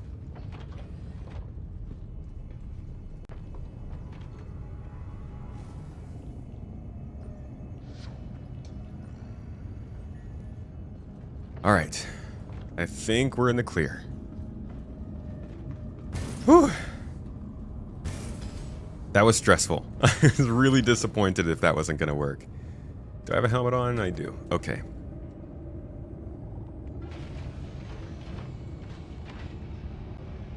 Use my MDC.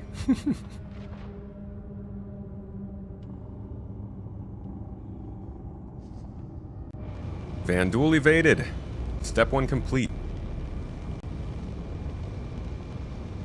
Let's put the door up just in case.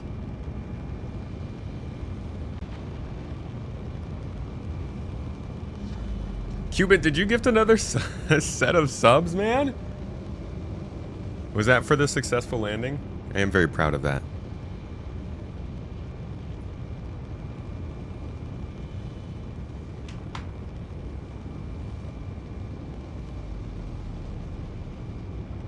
Here, freaking shout out for Cuban!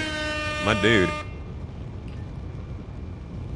Turn the thrusters off? Yeah, dude, I should watch my own tip video, right? It's too late now. Okay, I've got no eye tracker, and my game is stuttering like non-stop, so once again, this might not go well.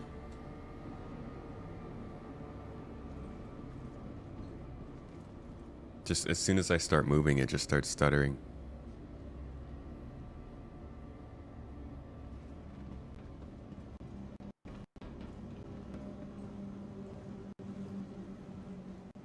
It could be that my PC doesn't have the XMP, yeah. That's why the speeds are so low on my RAM.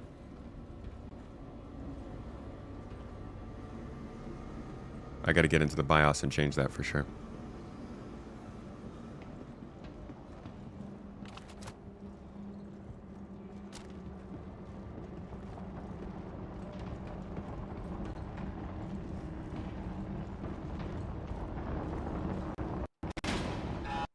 Yeah, they close that door so fast now.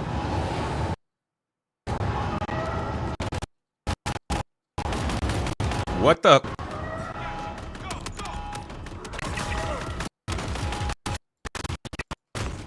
Bro, how is this gonna work? The game doesn't even fucking run on my computer anymore, man.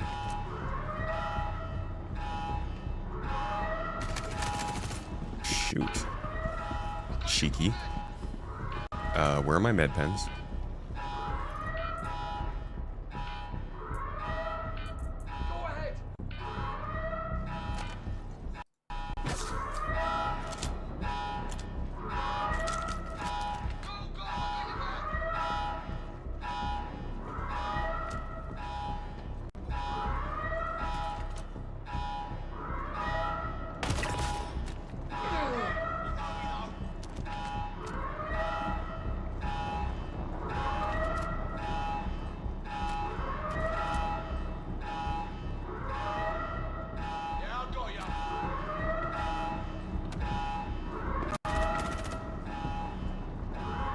Yeah, they're not aiming as well.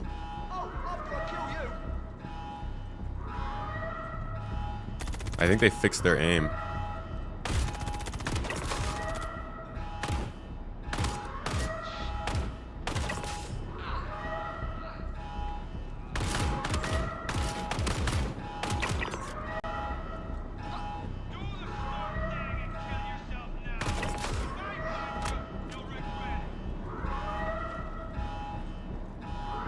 Yeah, this is the 50 cal LMG.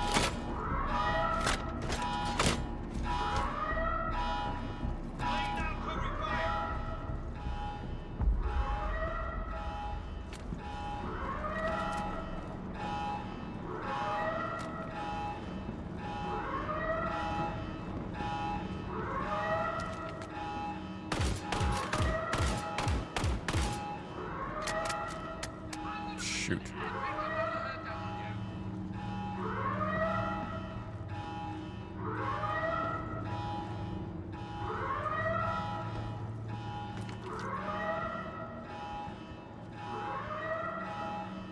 This alarm really just drives you nuts, huh?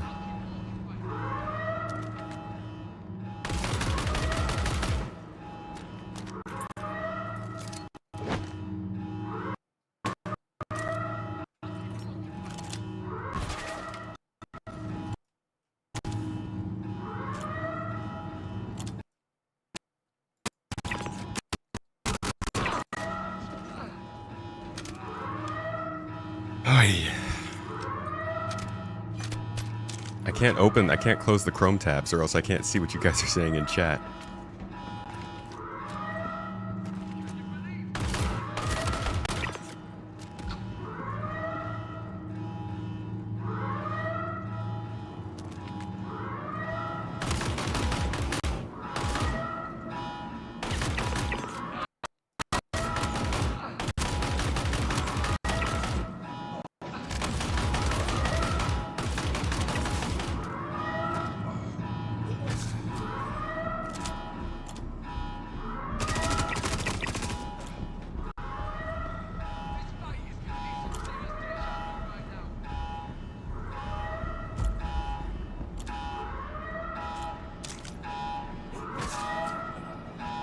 Heavy on the drugs.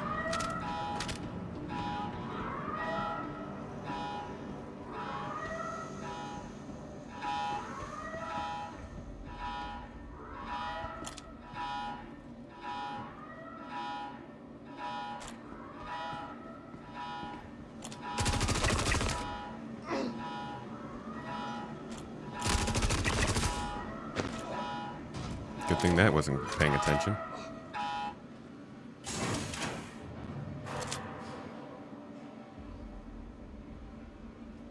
Okay. How many do I have open? Right now I have 3 tabs open.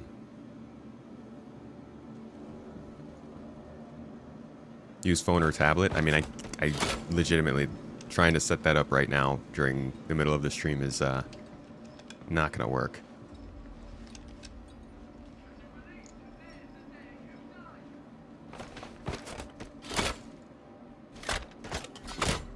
Now it's 2 Chrome tabs.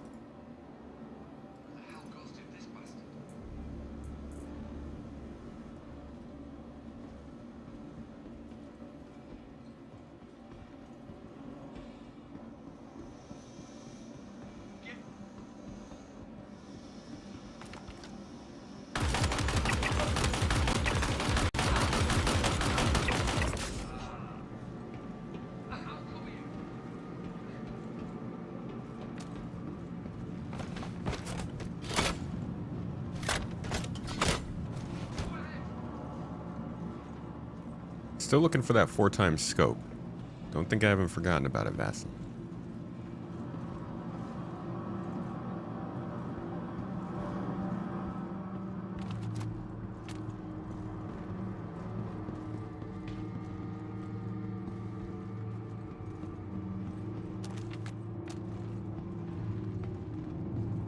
It is an HMG, you're right.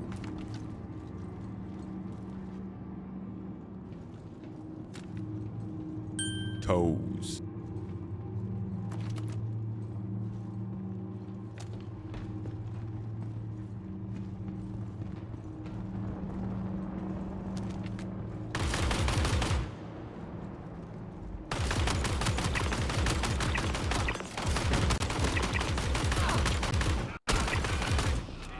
Jesus, man.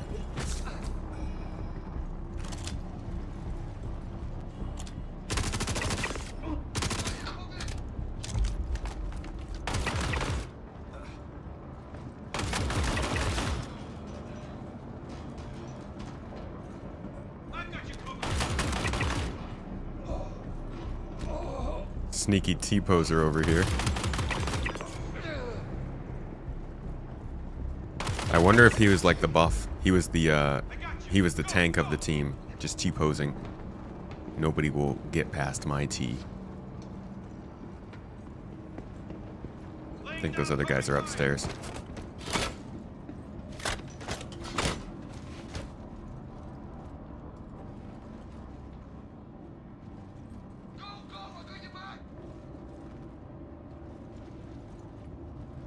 Wasn't there something about degrading performance in SC at the moment?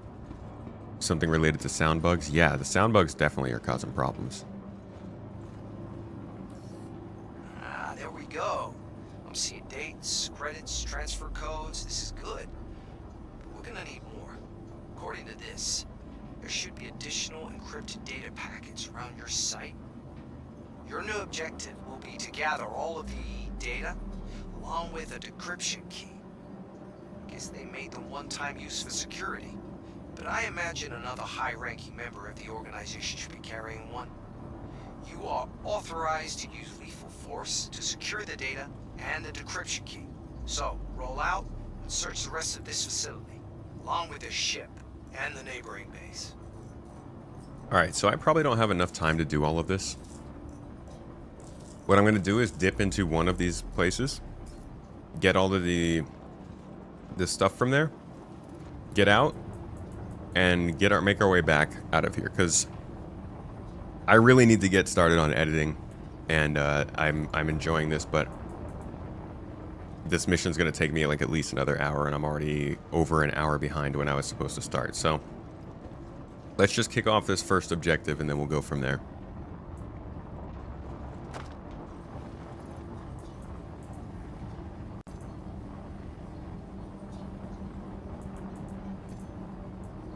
Why can't I hold this thing?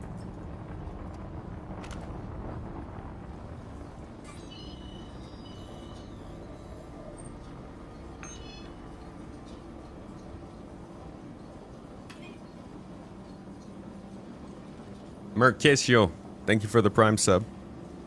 Hope you're enjoying the stream.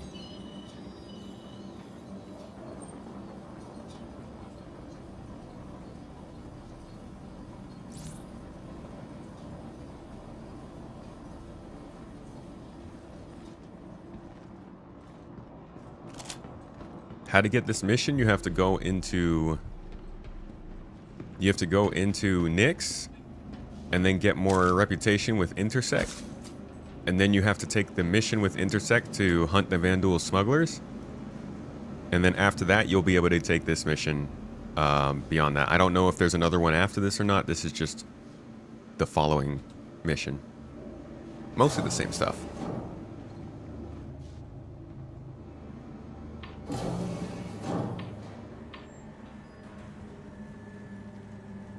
I honestly kind of do agree about standardizing the ammo. It's a lot of different types of ammo right now. And it just becomes more and more with every new weapon.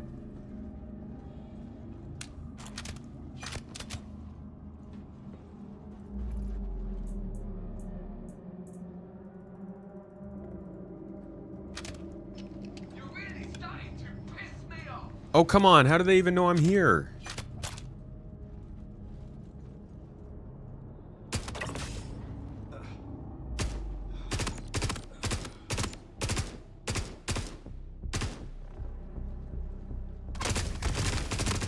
Holy shit.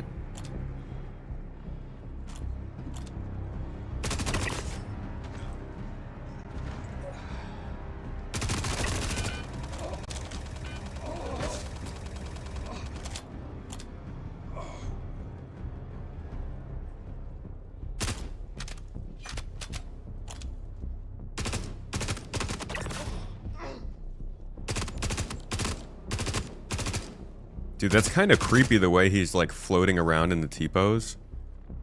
It actually is a little bit intimidating.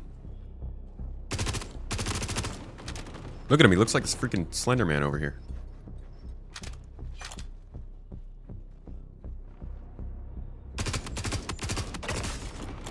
Clearly some big problems going on right now with this server. These NPCs look like idiots.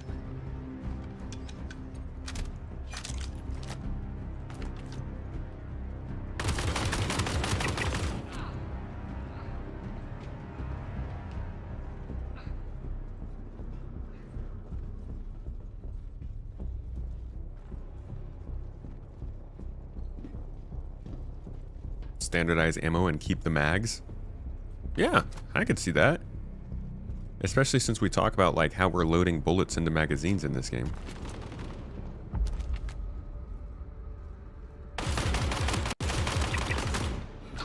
Dude, these shotgun shots. 2 shots and you're dead.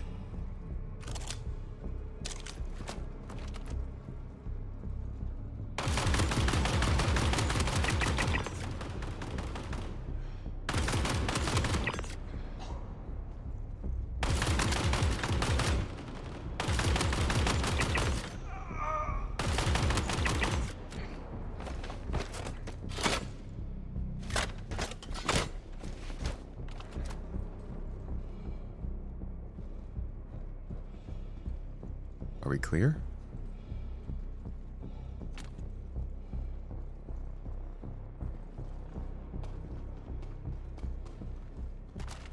Alright, I think we're clear. I actually got this done faster than I thought I would. Okay, got another data packet. Good. Shouldn't be much longer to track them all down. Seems closing that one tab helped with the stuttering.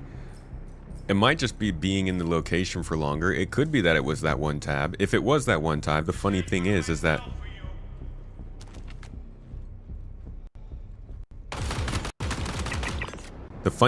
that one tab was actually the Star Citizen website.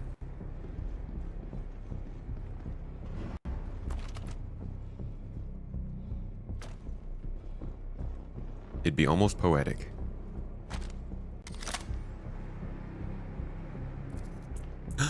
Oh, I don't have a tractor beam attachment, do I? Dude, I'm so freaking stupid. I can't even take my own advice these days, dude. I just put out a video saying to bring a tractor beam. Oh, no! No! What the fuck? Please, come on, get up, get up, get up. I got the med pen. Yes. Holy shit, that was close.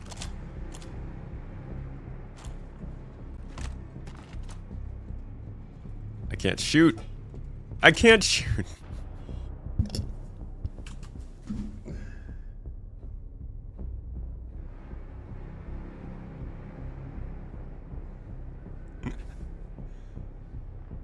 Oh my god.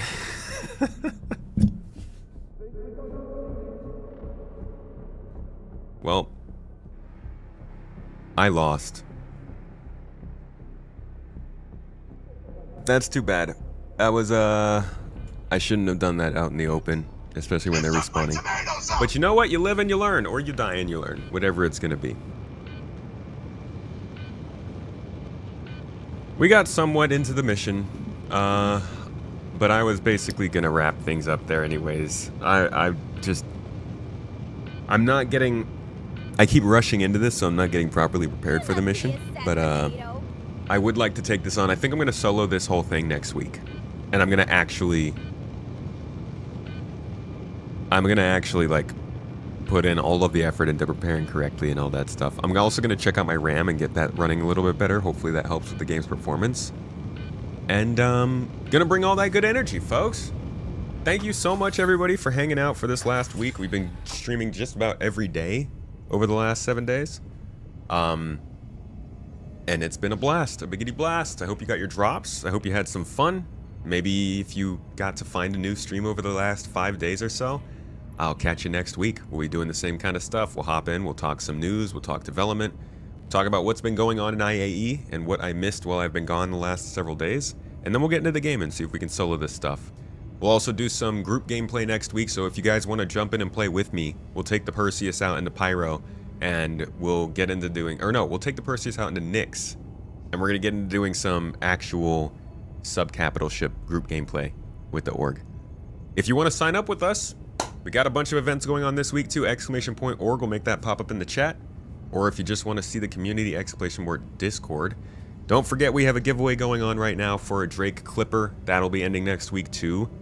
Keep an eye out for that, and also the video's coming out. Can you bring your Polaris too? That depends on the person running the event. We'll see how many people we can get together. Ultimately though, it's up to the org. Thank you everybody for being here. You're great people. Lovely individuals. I have a fantastic time always coming to this stream. And I hope you guys do too. If you want to see some more content, keep an eye on the main and second channel. Actually, all 3 channels should be posting stuff over the next few days, so you won't be alone. Either way, I'll send you over to another Star Citizen streamer who's having a good time. Hopefully they keep you entertained. I know you will keep them entertained. Drop the toes in chat. Let them know who sent you. Eat something you enjoy today. Do something you love. Have a good day. Treat yourselves well. And take care of yourselves. I appreciate you. Deserve good things. I'll see y'all next week. Bye-bye.